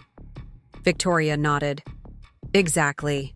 We're looking for a specialized partner who can grow with us over the next several years, not just a vendor executing isolated projects. After 90 minutes of productive discussion, we agreed to continue exploration through a more detailed proposal process. Victoria would provide comprehensive portfolio information and specific expectations. We would develop a structured engagement model addressing resources, timeline, and methodology. We should have a decision by mid-December, she concluded. But I'll be transparent. Your firm is our preferred partner based on what we've seen so far. The question is whether you can scale to meet our needs while maintaining the quality that impressed us initially. After the call ended, Tom's excitement practically radiated through the screen. This is it, Sarah. The opportunity that establishes us nationally. Everything we've built has prepared us for exactly this moment. His enthusiasm was justified, yet I felt a curious calmness rather than matching excitement. Not ambivalence, but something more nuanced. Clarity about proceeding thoughtfully rather than reactively. Evaluating alignment rather than automatically. Pursuing growth. Let's take this systematically, I suggested. Map out what expansion would actually require in terms of people, systems, and infrastructure. Model different scenarios for scaling up. Identify potential pitfalls and mitigation strategies. The analytical approach reflected lessons hard-earned. Through personal crisis, that significant transitions require both vision and careful navigation, that excitement must be tempered with realism, that sustainable change builds on solid foundations rather than aspirational leaps. Over the following weeks, exploration of the Renew Corp opportunity proceeded alongside ongoing operations and smaller-scale growth. We hired 2 additional specialists to support existing projects, implemented improved project management systems, and formalized our approach to knowledge sharing across the expanding team. These incremental changes provided immediate practical benefits while serving as small-scale tests for the larger expansion we might soon undertake. Each hire, system implementation, and process refinement offered insights into how our organizational culture responded to growth, which elements remained stable and which required intentional reinforcement. Meanwhile, autumn settled fully over Millfield, transforming my cottage garden into a tapestry of russet and gold.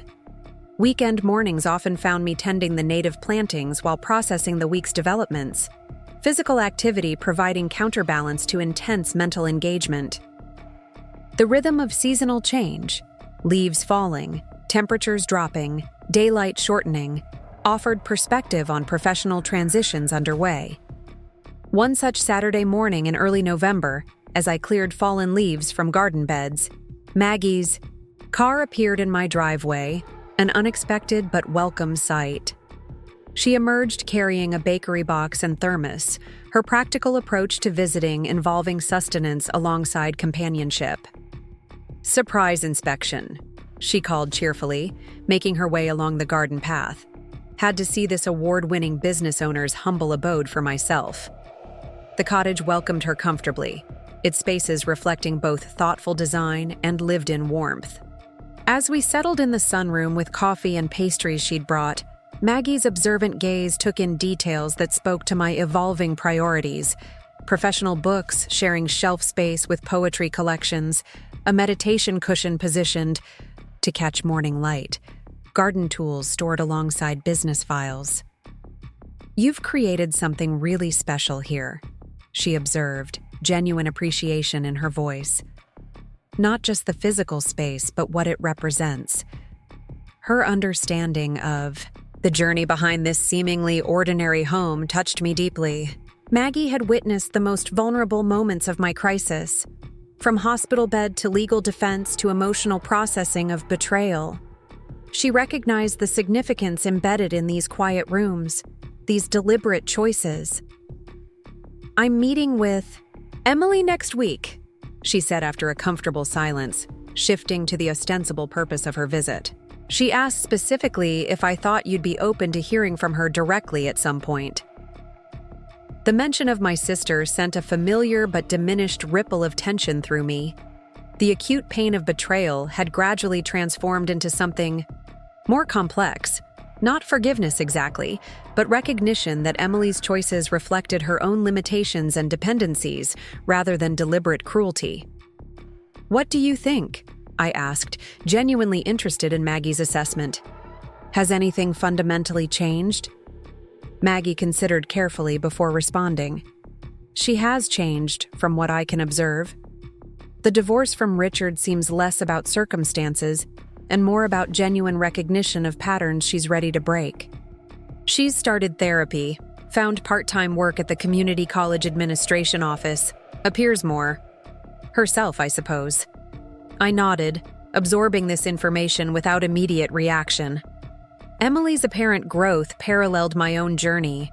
In certain ways, crisis catalyzing recognition of unhealthy patterns, deliberate steps toward different choices, reconstruction of identity outside destructive relationships. "I'm not ready for direct contact yet," I said finally, "but you can tell her I'm open to the possibility in the future, and that I appreciate her encouraging Jamie to stay connected." I paused, then added, "Ask how Becca's doing too. Jamie mentions her sometimes, but not in detail." My willingness to consider eventual reconciliation represented significant evolution from the justified anger that had initially fueled recovery. Time and transformation had created space for complexity that raw betrayal could not accommodate. Recognition. That relationship rupture resulted from multiple factors beyond simplistic victim-villain narratives. Maggie smiled, reaching across to squeeze my hand. "That's the Sarah I know, always finding the balanced perspective eventually, even when it's legitimately difficult." Her characterization resonated with my broader approach to rebuilding after devastation, initially requiring protective boundaries and justified anger, gradually incorporating nuance and measured re-engagement where appropriate, ultimately seeking integration rather than permanent division where possible. After Maggie departed mid-afternoon, I returned to the garden, completing seasonal preparations while reflecting on parallel transformations occurring across various dimensions of my life. Personal healing, professional expansion, and potential. Family reconciliation shared common elements: intentional assessment, balanced perspective, strategic pacing, and integration of past experience with future possibility. The following week brought focus back to the Renew Corp opportunity as detailed portfolio information arrived, allowing substantive planning for the proposed multi-year engagement. Tom temporarily relocated to Millfield to facilitate intensive collaboration, working from our downtown office and occasionally joining me at the cottage for evening strategy sessions when more creative thinking was required. "We need at least 7 additional specialists if we accept the full scope," he concluded one evening. Spreadsheets and architectural drawings scattered across my dining table, plus administrative support, enhanced project management systems, and probably satellite presence in at least 2 additional locations. The expansion requirements were significant, but not insurmountable. Our existing team provided solid foundation for growth. Our enhanced reputation after the industry award improved recruitment potential, and our refined operational approach could scale effectively with proper infrastructure. More complex was evaluating how such expansion would affect organizational culture, work-life integration, and the values-driven approach we'd carefully cultivated. Growth offered opportunity to extend positive impact while introducing risks of dilution, fragmentation, and mission drift. "What if we counter-propose a phased approach?" I suggested, sketching an alternative timeline on the back of a folder. "Start with the highest priority properties, demonstrate our capability at larger scale, then gradually incorporate additional sites as we build capacity." The phased strategy reflected my broader philosophy for navigating significant transitions: thoughtful preparation followed by deliberate steps rather than reactive leaps, creating space for adaptation and learning throughout the process. Tom initially resisted the more measured approach, but gradually recognized its practical and strategic advantages. "It actually positions us as more thoughtful and less desperate," he acknowledged. "Shows we're evaluating the opportunity from strength rather than grasping at whatever they offer." Our eventual counter-proposal to Renew Corp incorporated this phased methodology alongside comprehensive technical approaches for each property type. The document represented integration of Tom's expansive vision with my methodical implementation strategy, creating something stronger than either perspective alone could have produced. While awaiting Renew Corp's response, November advanced toward Thanksgiving, traditionally a challenging holiday for me since David's death had left me without immediate family gatherings. Previous years had involved either strained celebrations with Emily and Richard or solitary observances that emphasized absence rather than gratitude.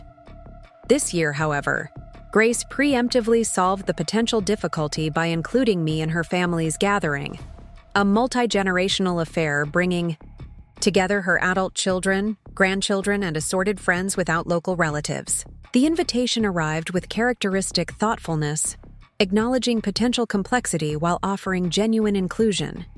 "No pressure either way," she assured me, "but you should know there's a place for you at our table if you'd like." My family has a tradition of welcoming strays and stragglers that served us well for decades.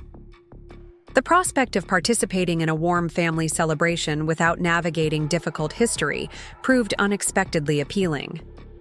My reconstructed life in Millfield had evolved to include meaningful work and genuine friendships, but holidays still represented terrain where absence was particularly noticeable. "I'd love to join you," I responded, surprised by how naturally the acceptance came. "Can I bring something? I make a pretty spectacular cranberry orange relish." Thanksgiving Day arrived with perfect autumn weather, clear skies, crisp temperatures, golden light illuminating remaining leaves with particular intensity. As I prepared my contribution to the meal, music playing softly throughout the cottage, I found myself reflecting on the stark contrast with my situation the previous November. Then I had been sleepwalking through grief, maintaining David's business out of obligation rather than passion, sustaining hollow family connections that would later prove fundamentally false. Material security had masked emotional depletion, Apparent stability concealed underlying vulnerability. The elaborate Thanksgiving meal I'd prepared for Emily, Richard, and the twins had been perfect in presentation, but empty of genuine connection. Now, external circumstances appeared more modest: a small cottage rather than historic home, an emerging business rather than established one, new relationships rather than long-standing ones. Yet, beneath these surface differences lay profound transformation. Authentic purpose replacing obligation, genuine connections supplanting hollow ones, earned resilience succeeding false security. The realization brought unexpected emotion as I carefully packed the finished cranberry relish for transport to Grace's home. These months of rebuilding had produced not just functional replacement for what betrayal had taken, but something fundamentally truer and more sustainable: life. Aligned with authentic values rather than inherited expectations or external pressures. Grace's Thanksgiving gathering embodied this authenticity. Multi-generational conversations flowing organically around a table abundant with food prepared by various participants, laughter punctuating serious discussions about everything from politics to particle physics, genuine interest evident as people engaged across age divisions and background differences. "How are you holding up?" Grace asked quietly during a moment when others were distracted by dessert options. "First holiday season in your new life." Her sensitivity to potential emotional undercurrents touched me deeply. "Better than I expected," I admitted. There's something powerful about marking time this way, seeing tangibly how different circumstances are from last year, how much has changed both around and within me. She nodded, understanding. "Holidays are measuring sticks, aren't they? For better or worse, they show us where we've been and how far we've come." By evening's end, I had somehow acquired not just memorable culinary experiences, but several genuine invitations. Grace's daughter Catherine requesting gardening consultation for her new home. Son-in-law Jeffrey offering woodworking assistance, with built-in bookshelves I'd been considering. Teenage granddaughter Maya asking earnestly about potential internship opportunities at our firm. These natural connections reinforced belonging without demanding manufactured intimacy or navigating complicated history. New relationships unfolding at their own pace, based on genuine affinity rather than obligation, represented perhaps the most healing element of my reconstructed life. Driving home through quiet streets, my cottage appearing gradually through bare tree branches as I approached, I experienced profound gratitude that transcended particular circumstances. Appreciation not just for what I now had, but for the journey that had revealed capacities I might never have discovered without crisis compelling their development. The morning after Thanksgiving brought unexpected professional developments as Victoria from Renew Corp requested an urgent video conference. When Tom and I connected with her, her expression conveyed both intensity and excitement. Our leadership. "Team reviewed your counter-proposal," she began without preamble. "Not only do we accept your phased approach, but it's actually accelerated our decision timeline. We'd like to formalize the partnership before year-end, with first phase implementation beginning in February."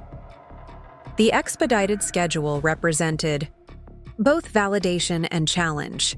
Confirmation of our strategic approach alongside compressed timeline for necessary expansion.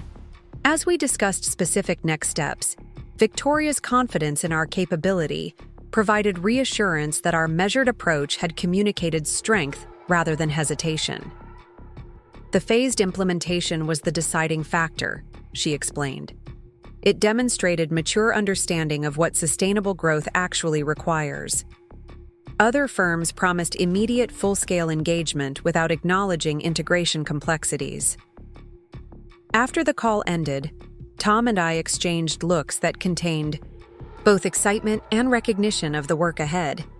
The opportunity represented exactly the strategic growth we'd been cultivating, substantial but purposeful expansion aligned with our core values and distinctive approach. "We're really doing this," Tom said, wonder evident beneath his typically confident demeanor. "Building something significant from what started as David's small consultancy." From what nearly ended with my hospitalization and Emily and Richard's scheme, I added, acknowledging the full arc of transformation. Everything that seemed catastrophic actually created space for something better to emerge. The observation captured essential truth about my journey from crisis to reconstruction. That betrayal intended to diminish had ultimately liberated. That loss of false security had revealed genuine resilience. That rupture of artificial connections had created openings for authentic ones to form. December unfolded with purposeful intensity as we prepared simultaneously for year-end business completion, holiday observances, and Renew Corp partnership implementation.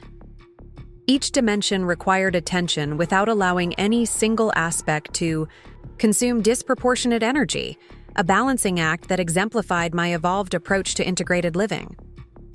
Professional preparations included initiating recruitment for key positions, securing expanded office space adjacent to our existing location, and developing enhanced systems for project management across multiple sites. Tom focused on technical implementation requirements while I addressed organizational development aspects, our complementary strengths creating comprehensive readiness. As winter settled more firmly over Millfield, my cottage provided warm sanctuary from both literal and figurative storms. Evening fires in the small wood stove created comforting backdrop for reviewing business documents, writing personal correspondence, or simply absorbing the day's events before sleep. The garden, now dormant beneath occasional snow, reminded me that rest and gestation were essential components of eventual growth. One such evening in mid-December, as I reviewed candidate profiles for potential new team members, my phone displayed an unexpected name: Jamie. My niece had maintained sporadic contact since her initial call about the environmental program, primarily through brief text messages sharing academic achievements or questions about trust fund access for educational opportunities. "Aunt Sarah?" her voice sounded when I answered, tension evident beneath attempted casualness. "Is this an okay time to talk?" "Of course," I assured her, setting aside work materials. "What's happening?" A deep breath traveled through the connection. "Mom wants to know if you'd consider meeting with her. Not immediately or anything," she added hastily, "but sometime after the holidays. She's been working with her therapist on making amends and stuff, and you're obviously high on that list." The request arrived at interesting juncture. Significant business expansion underway, new community connections solidifying, personal healing reaching deeper levels. Emily's desire for reconciliation represented potential completion of certain aspects of my transformational journey, though the form such reconnection might take remained unclear. "Can I ask something first?" I responded carefully. "Is this coming from your mom directly, or did she ask you to be the messenger because she thought I'd be more receptive?" Jamie's hesitation answered before her words did. "Kind of both," she admitted finally. "She definitely wants to meet, but she's scared you'll say no if she reaches out directly. I offered to call because I want you guys to fix things if possible, for everyone's sake." Her honesty reflected maturity beyond typical 16-year-old perspective, recognition of complex family dynamics without simplistic solutions, desire for healing without denying genuine harm caused, willingness to serve as bridge without taking inappropriate responsibility for adult relationships. "Tell your mom I'm open to meeting after the new year," I said, the decision feeling right as the words formed. Not to pretend nothing happened or return to how things were before, but to discuss where we go from here as family members with complicated history. Jamie's relief was audible. That's exactly what she's hoping for. Not expecting things to be like before, just finding some way forward that's better than total disconnection. After we ended the call, I sat quietly by the fire, absorbing implications of this potential reconciliation alongside other significant transitions occurring simultaneously. Professional expansion, community integration, family re-engagement, each representing different dimension of rebuilding after devastation. Different aspect of transformation catalyzed by crisis. The week before Christmas brought gentle closure to the year as Millfield embraced holiday traditions with small-town enthusiasm. Downtown storefronts featured tasteful decorations, the Central Park hosted evening caroling events, and local businesses offered special hours accommodating gift seekers. My cottage participated modestly, simple wreath on the door, small tree decorated with ornaments collected since arrival in Millfield, lights outlining windows visible from the street. Grace's invitation to her Christmas Eve gathering provided perfect balance between solitude and connection during potentially difficult season. Unlike larger Thanksgiving celebration, this event included only closest family members and a few selected friends, creating intimate atmosphere where meaningful conversations could flourish alongside seasonal observances. Bring an ornament that represents something significant from your year, Grace instructed when extending the invitation. We have a tradition of sharing stories before placing them on the tree. The request prompted thoughtful consideration about how to encapsulate transformational journey in single symbolic object. After exploring several possibilities, I eventually selected a small mosaic star crafted by a local artisan, broken glass pieces reconstructed into something beautiful and resilient, capturing essential elements of my experience while suggesting illumination emerging from fragmentation. Christmas Eve at Grace's historic farmhouse offered perfect conclusion to this transitional year, warmth emanating from both crackling fireplace and genuine human connection, traditions creating structure. Without constraint, reflections acknowledging both challenges and growth experienced by each participant.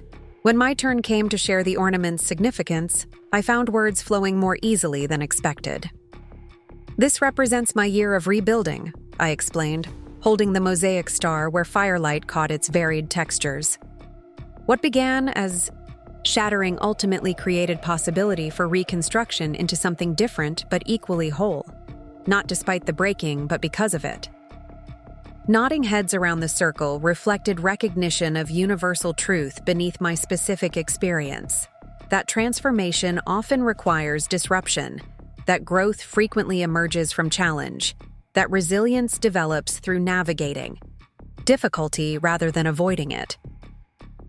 As midnight approached, conversation gradually yielded to comfortable silence, firelight illuminating faces contemplating year's completion and new beginning ahead. In this moment of peaceful transition, I recognized how fully integration had occurred across dimensions initially fractured by betrayal. Professional purpose aligned with personal values, daily activities reflecting authentic priorities, relationships based on genuine connection rather than obligation or appearance. The catastrophe that had seemed to destroy everything had ultimately cleared space for reconstruction on truer foundation, not by eliminating difficulty, but by revealing capacity to navigate it, not by removing challenge, but by demonstrating resilience within it, not by avoiding pain, but by finding meaning through it. Heading home in the early morning hours of Christmas Day, moonlight illuminating snow-dusted landscape, I felt profound appreciation for the journey these months had encompassed. From desperate flight to purposeful rebuilding, from justified anger to measured re-engagement, from shattered security to earned resilience. My cottage welcomed me with familiar comfort, its spaces reflecting deliberate choices rather than inherited expectations. As I prepared for sleep, window open slightly to admit crisp winter air, I contemplated the year ahead with curious anticipation, rather than anxiety. Business expansion bringing new challenges alongside opportunities, potential reconciliation with Emily, adding complexity to emotional landscape, continuing community integration, deepening sense of belonging in chosen home. This readiness to embrace further transformation without fear represented perhaps the most significant growth these months had produced. Confidence not in absence of difficulty, but in capacity to navigate it. Security not in unchanging circumstances, but in proven resilience. Hope not in perfect outcomes, but in meaningful process. What had begun as desperate response to betrayal had evolved into chosen path forward, crisis serving as catalyst rather than conclusion. The family who had tried to take my house when I was vulnerable had indeed left themselves homeless in important sense, disconnected from authentic values, separated from genuine relationship, isolated through their own actions. Meanwhile, I had discovered home that transcended physical structure, sense of belonging rooted in authentic purpose, meaningful connection, and proven resilience. The house they had coveted had ultimately facilitated rather than prevented this discovery, its loss creating space for something more valuable to emerge. As sleep approached on this pivotal night between ending and beginning, gratitude enveloped me like the comfortable quilt drawn against December chill. Appreciation not just for what remained after loss, but for what had been discovered through it, not just for what had been rebuilt after destruction, but for transformation the rebuilding had inspired. Spring arrived in Millfield, bringing renewal to match my inner transformation. The meeting with Emily happened, difficult but necessary. Not forgiveness exactly, but understanding. The expanded business thrived under our careful guidance. My cottage garden bloomed with perennials I'd planted, roots growing deeper with each season. What began as catastrophe had become catalyst for authentic living. Sometimes I wonder if I should thank Richard and Emily. Their attempt to take everything inadvertently gave me something greater, myself, whole and uncompromised. Freedom isn't just about what you have, but who you become when everything is taken away. Up next, you've got 2 more standout stories right on your screen. If this one hit the mark, you won't want to pass these up. Just click and check them out.